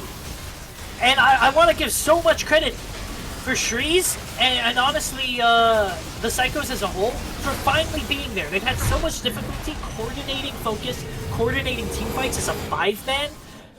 But Shreeze finally got Mojo's number. He is probably the only player on the Psychos team that is too tanky for Mojo to just blow up. Takes him to the death realm, does a lot of damage, makes it so Mojo gets really low. Yeah, they biffed the execution, but that major engage and burst damage from Mojo was used. He was burned out. Brainal Beads did get killed on the back end, but Scrumplords found himself on the wrong side of the fight. And from there on, it was just some really good execution between Game Case, Kazulan to keep them CC'd up, and Vladder Daddy to get the executes. Yeah, 100%. And with that goal, that team fight, and everything that went on, and Baron, look at this gold lead here. We're 300 gold, basically dead even. Oh, Scrublord. Does the stun land? It does not, but the Spirit Rush is burned. He's gonna R4 it. I just know it. And maybe that's just how you have to play these team fights, right? Maybe Shreeze just has to be on Mojo Jojo duty. Okay. Maybe Game Case just has to not get caught in his own jungle. Yeah. Yeah, but Look Duffy getting caught. Oh, but Duffy just gets caught instead. It's his turn to be up too far by himself. Yeah. We would definitely tell Bird you should. No Spirit Rush on Scrublord. I kind of feel like you're allowed to just walk up here, Shreeze. Just take the turret, but he doesn't want it. Turret has been destroyed. Mid lane tier 2 down. Kane's pushing top tier 2. He most likely will get that because I believe he is rocking Demolish. Still no Spirit Rush. Scrublord might be dead here. The stun does land. The recess from Diego does come out. The burst from Mojo Jojo doesn't land because Diego was rezzing. He does use his ult on Mojo. Mojo dashes out. Kazulan gets away with just a slither of health. No ult on the Diana. No flash on the Diana. No health left on Scrublord or Duffy. Although Duffy should be respawning very shortly. With the Baron, the Psychos are actually in control of the game. We might be seeing a Game 3. Yeah, Psycho's playing with some pride here with the lineup change. You know, Game Case coming in. I know Martin subbed in for Vladder Daddy subbed in for Martin, but Vladder Daddy has played with them throughout the earlier part of the season. So overall, this is going to be an interesting ending to this game. Let me put on objective timers real quick, see where we're at with this dragon up in 14 seconds. This is Soul Point. Now, don't lose your minds if you're Psychos. Don't get cocky. You find a good pick, but it's on. It's on Entity Salazar. It's not the engage that you wanted. What are PPS? What are we doing here? By the way, your whole team is not here. I think Psychos baited themselves. We have to remember, they have to remember, they don't have the stronger team fight. There are stronger engage options, better range, better scaling on the side of Smothered and Covered. The Psychos have been finding kills off of picks, off of some bad positioning from Mojo, off of some phenomenal ults from Shreeze, but not off of 5v5s. Alistar face checks a bush. You know the whole team should be behind him. You should just walk away. Just back off. Don't go in on that. Yeah, I'm with Cats here in the chat. They just didn't have the vision for that. One thing I've been noticing as I've been trying it, if you get push and say like you're coming off a Baron situation, you want a team fight, put a ward in these two like base gate Fey lights, and you're gonna be able to see where everybody's coming out from. You could have sniffed that out with that ward here. I'm gonna tell him even without the vision, you should have sniffed it out. Your team is on soul point. Of course the enemy team is gonna 5-man approach it. IE completed for Duffy. This is about as strong as the Senna's gonna get. Deathcap completed for Scrub Lord here, so that definitely is gonna feel good. Pen completed for Zelda guy here. I'd like to see a GA come out as Duffy's next item. Because getting caught, getting bursted out is how he dies. GA just removes that from the from Psycho's arsenal. Why are you walking back in there, Kazalan? There's an enemy team. Quick as a fox. In case is kind of looking here. Just burn the Spirit Rush. Looks like he's just happy Don't with R that. forward. Please don't do it. Yeah, I know you want to. you can't. You're not allowed to charm because you just get charmed back. I know that look. I've given that look. Just don't. Yep. Scrubbo no Spirit Rush, gets caught inside the Death Room. You have to believe she's just going to kill him, and he does. There's a 3-man push, but credit to Bradle Beats. He's doing a phenomenal job keeping these waves push. Uses the ult to try to shut the minions down. They are not going to kill the turret on this push here. Arcane Shift, you got to be careful with your spacing, but Guys, I think you're losing the macro game. You've got your base, your inhib turrets or Nexus turrets are being knocked on the door by the Psychotic Plantain squad. I like this. They take one. They know the enemy team is backing. Scion here. No Mordekaiser ult. Yeah, I think you send it here.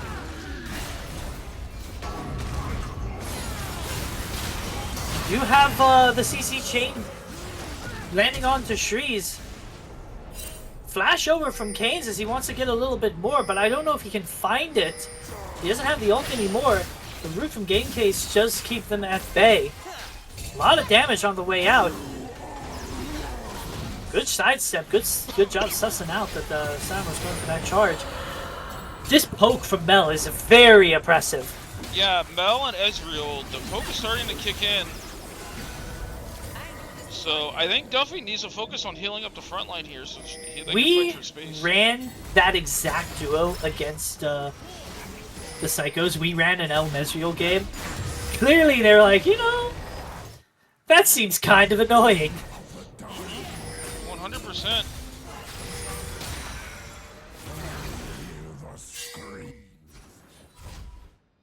I think one thing we can look at is Ezreal is starting to pick up a lot more items.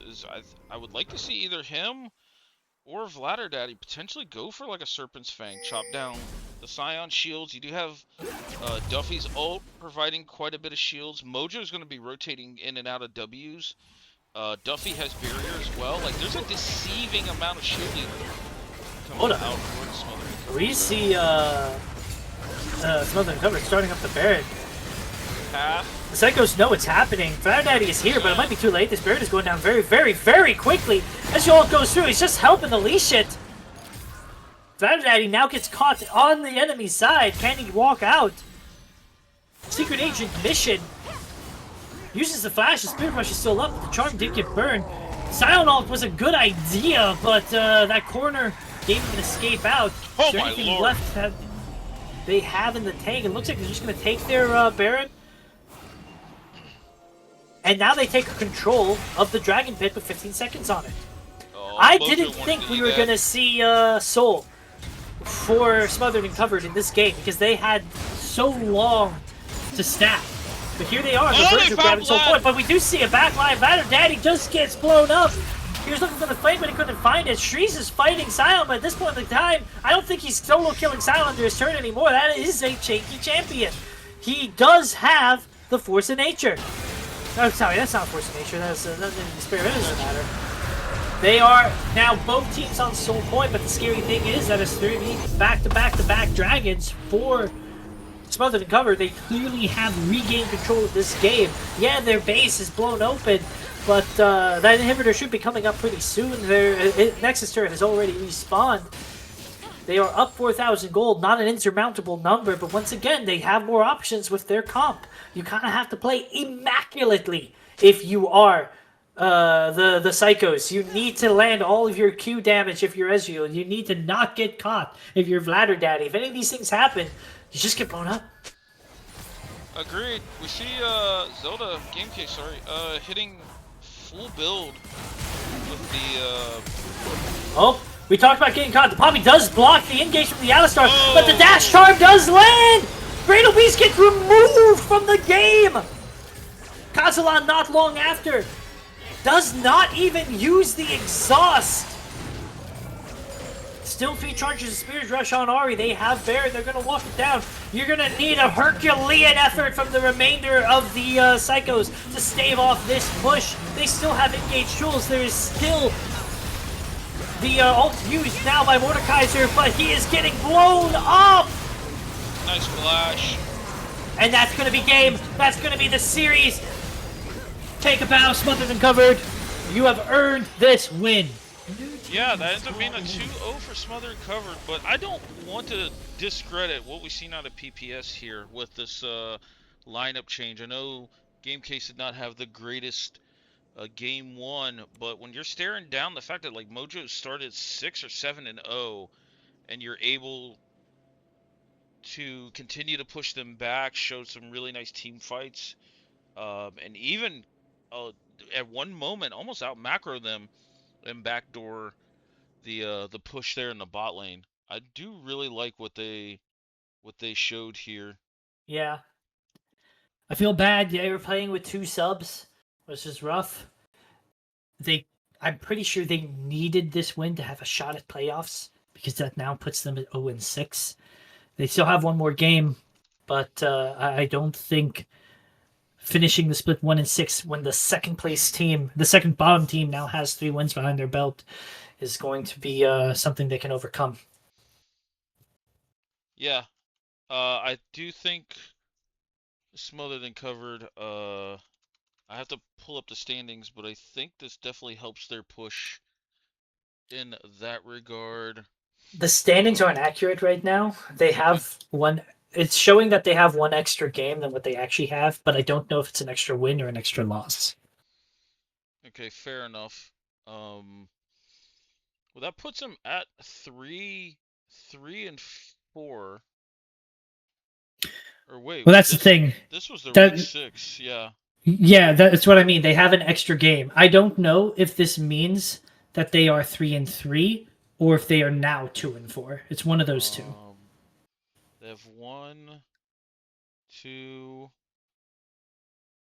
This would now be the 3rd win, so they are now 3-3, which puts them tied with If the Worm Wiggles after week 6, and then they would have a 6-8 game score. Where we're I don't want to start. I don't know what which if the game score is accurate or not. So, but 3-3 puts them in the tie with If the Worm Wiggles, which is very interesting. I think If the Worm Wiggles starting off the season the way they did. I would ask for an interview, but it looks like Smothered and Covered is already scattered. Nope, I already got you. You got me? Yeah. What's I up, just, fellas? Oh, they've scattered in here. We got Duffy, the captain and AD carry for Smothered and Covered. Speaking of, was that us that you were just talking about? That is now tied with. I believe Wiggles? so. I know the standings. Okay. Is this your 3rd win? The standings are showing a little. I'm gonna be inaccurate. honest. I am not the guy to ask. I can't keep track of this. If it's not updated on the doc, then I do not know. Uh-huh. It's showing that you've played one extra game than you actually have, and we just don't know if it's an extra win or an extra loss. Okay. I believe if I'm looking at it could- correctly, you are 3-3. As far as the game score, I'm not 100% sure. I'm not even going to try and theorycraft that. I mean, I Okay. could go like game by game to get the actual games, but I do think 3-3 sounds like that's what it is. Hold on. Yeah, Happy I medium. I'm very Um, confident you're 3-3. Oh God, he's here. Hello. Oh Lord. Yeah, dude, I have no idea. I get to fucking interview my own jungler. Can we mute him for like the first 30 minutes of this interview? Yeah, I got What you. did I do? You know, the What did I beautiful do? thing about being a mod is I can server mute him. Yeah, sure. See how much And he quieter it got? actually does. All right, so while he's server muted, Duffy, playing with Mojo, how horrible was it? Dude, You're no, not muted. gonna lie. It wasn't awful. The only thing that kind of ticked me off was I outdamaged him the second game, but he had 22 kills, and I had like maybe 5. You get So to he's sit just in the guessing back why line he the won't. entire game while I'm doing the hard work. Oh, I thought he was muted. It was for a second. No, it I was would chill, have it was chill. my DMs would have blown up like unmute me. I got shit to say, or I would have heard it later. Ungrateful. It was Ungrateful, this guy. definitely a change of pace. Because I didn't get nonstop ganks like I usually do. But it's kind of nice. It was just kind of just chill and hit minions. Even though I do not know Senna's damage at all. But no, it was fun. I You have appreciate to both of play you a little stepping more in. on the edge, brother. I was just waiting on my alley to go in. I don't know. Definitely made a fan of Lolcast. She was very happy to see a Senna pick finally in this split. You were the first one. Oh, am I? Yeah. Yeah. That's actually kind of shocking. I feel like she's been doing quite well lately. She's been moving up. I think I've always been a Senna fan. I think she's with fun. the Varus nerfs on this split, I think or on this patch, she's moved up quite a Yeah. bit. Oh wait, I didn't even know that he did. What was it? Do you know? Does nobody they read nerfed the everything. fucking patch notes? They nerfed almost every single part of his kit, but I think the Q got hit hardest. His Q Oh, that's used fine. I play to on hit. On hit got hit as well. Everything got hit. His passive, like his actual passive, got actually honestly buffed, but everything else got nerfed. I think he's my most played champion, and it pains me to say this, but I do think that was maybe needed. Oh yeah, when Varus is the highest like priority, can create the highest priority in bottom lane, but also scale really well with the goddamn poke build, you've got problems. Yeah, I will say he definitely surprised me a couple times in game 1 that I fully thought that I was just gonna win a fight, and then immediately didn't. So that was well played. It was a good time though. It was a bit odd, playing with 2 like non-team people, but we I don't know, they stepped up and had a good time. Yeah, you're welcome. You can borrow my jungler. Yeah, you can have him back. Oh shit. Okay. Yeah. Wait, he just dropped a freaking 22 bomb for you. Yeah. Taking all my kill. That was my 22 bomb. Oh, okay. Bro, maybe if you lasted better, you could have your 22 bomb. Hey. I kept on using my Q to heal you instead of damage, so I didn't need it. Oh, No. okay. Oh, looked like you needed it a few times there.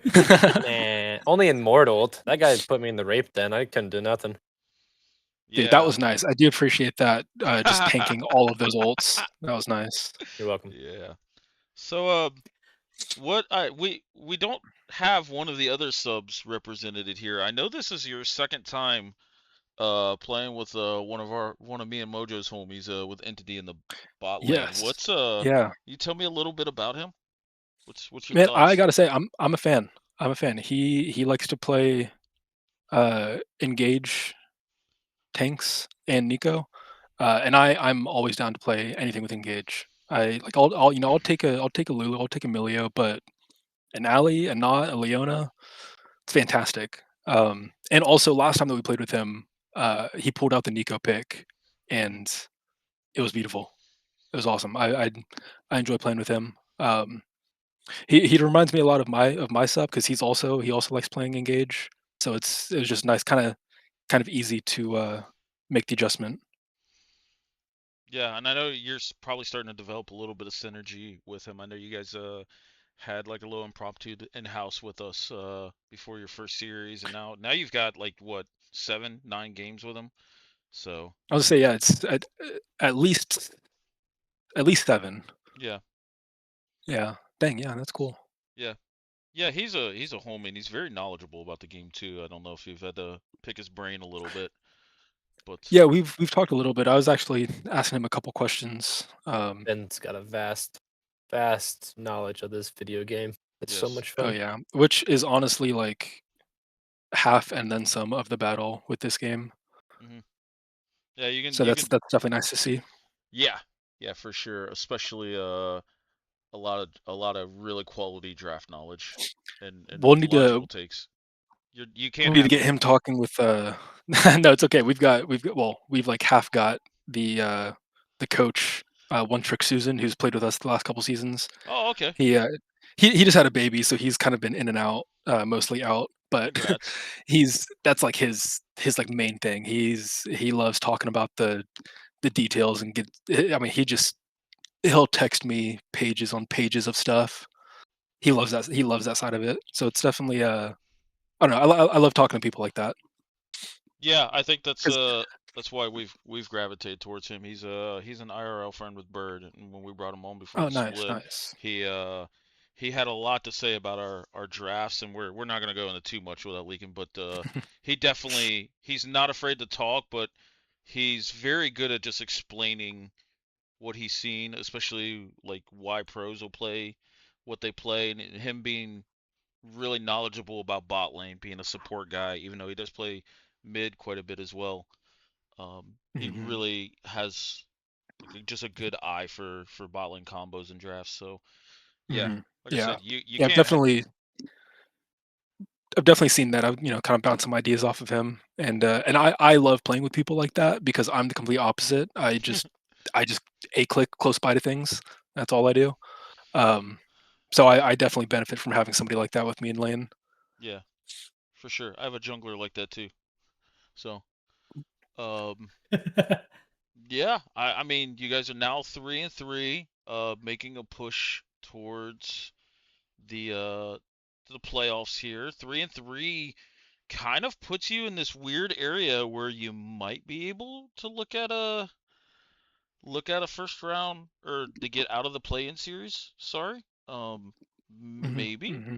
The problem is last week, man, you got a tall tale with this Misfit squad. Well, I don't know. We got a I guess a decent couple weeks ahead of us.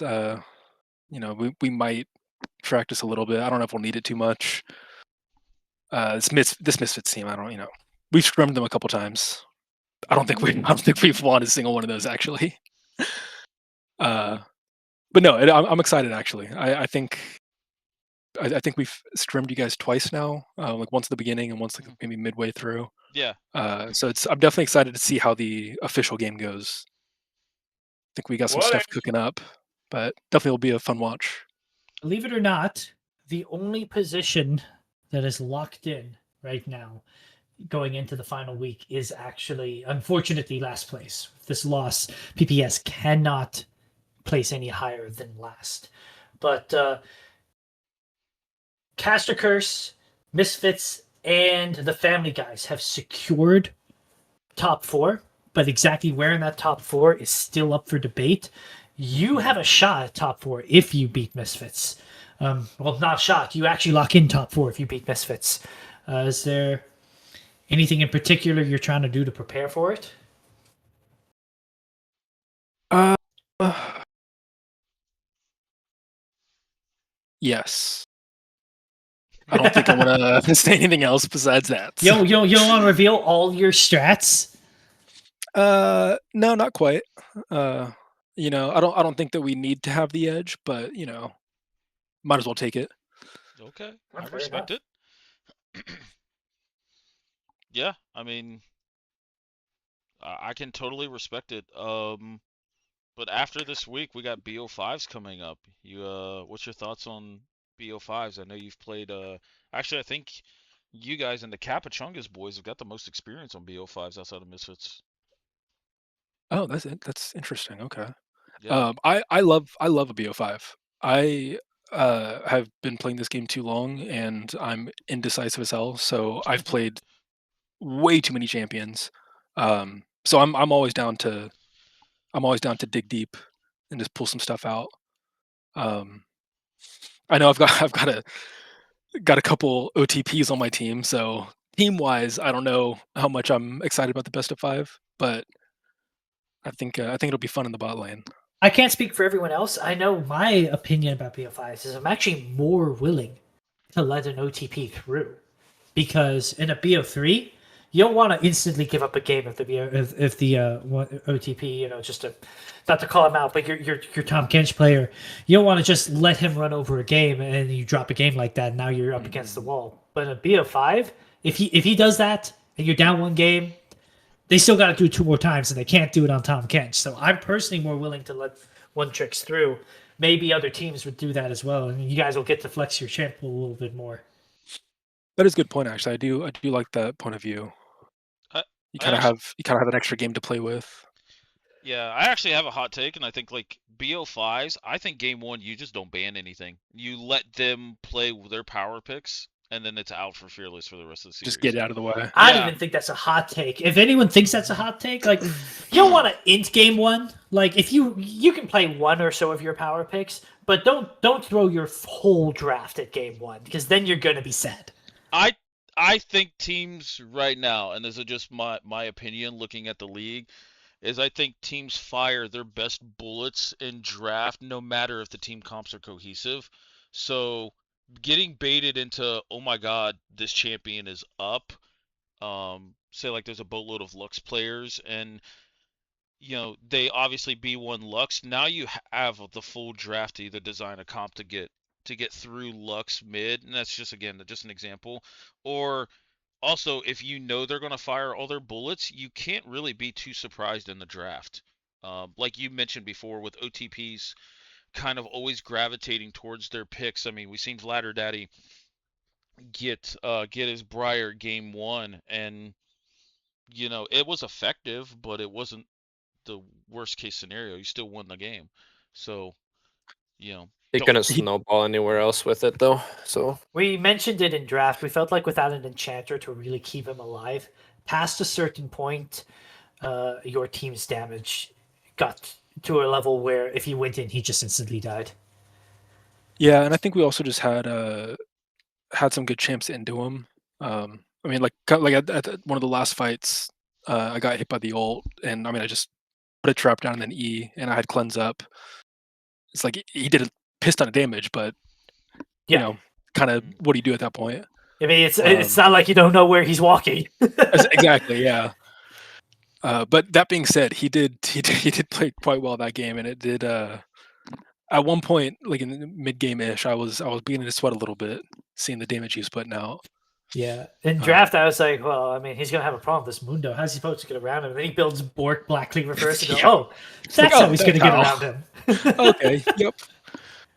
Yeah. Yeah, that was a lot of damage on the Mundo. That knowing how to itemize is just so beneficial. But on the flip side of that, he was quite squishy until like I think 3 items. So it's always a give and take. And that's the trade-off. There's never a way to truly make yourself hard to kill this Briar. You can stack a lot of health in a lot of builds, but that's about it. Yeah. I'm gonna finish up with one more question. And having watched you guys, we've had a couple scrims. What is your thought on your mid laner? Because I could argue if there's a most improved player of the split, I think for me Scrublord is like leading that conversation here. I could definitely get behind that. I think he's definitely kind of fallen into his kind of go-to jobs. He knows what he's doing now, and he achieves it pretty much every single game the last few weeks. Yeah, I love the fact that even on times that I've occasionally fed the enemy mid lane when they come bot. I can almost always count on him to like that mid game spike, and especially going into late game, he's even if I mess up somehow, the DPS isn't going to take a huge hit as long as he's close by, and that's just been so nice to know. I can just go in and do as much damage as I can, and it's okay if I get blown up as long as he's close by. He'll clean up. So that's been definitely been fun to watch, and this is I the whole team has known each other for quite a while, so it's definitely been a lot of fun to see. For sure, for sure. Mojo, any thoughts on playing with a better mid laner for once? Better mid laner. What do you mean? There is nobody better than you. Okay. Well, I guess It we'll was see in a very couple enjoyable. weeks. I was very enjoyable to play though. He surprised me. He played really well. Yeah, I know he had a rough laning phase game too, but how you and him linked up on some of these team fights was a Yeah, treat to his watch for charms sure. were amazing. He was never down and out. He was Yep. always useful. So.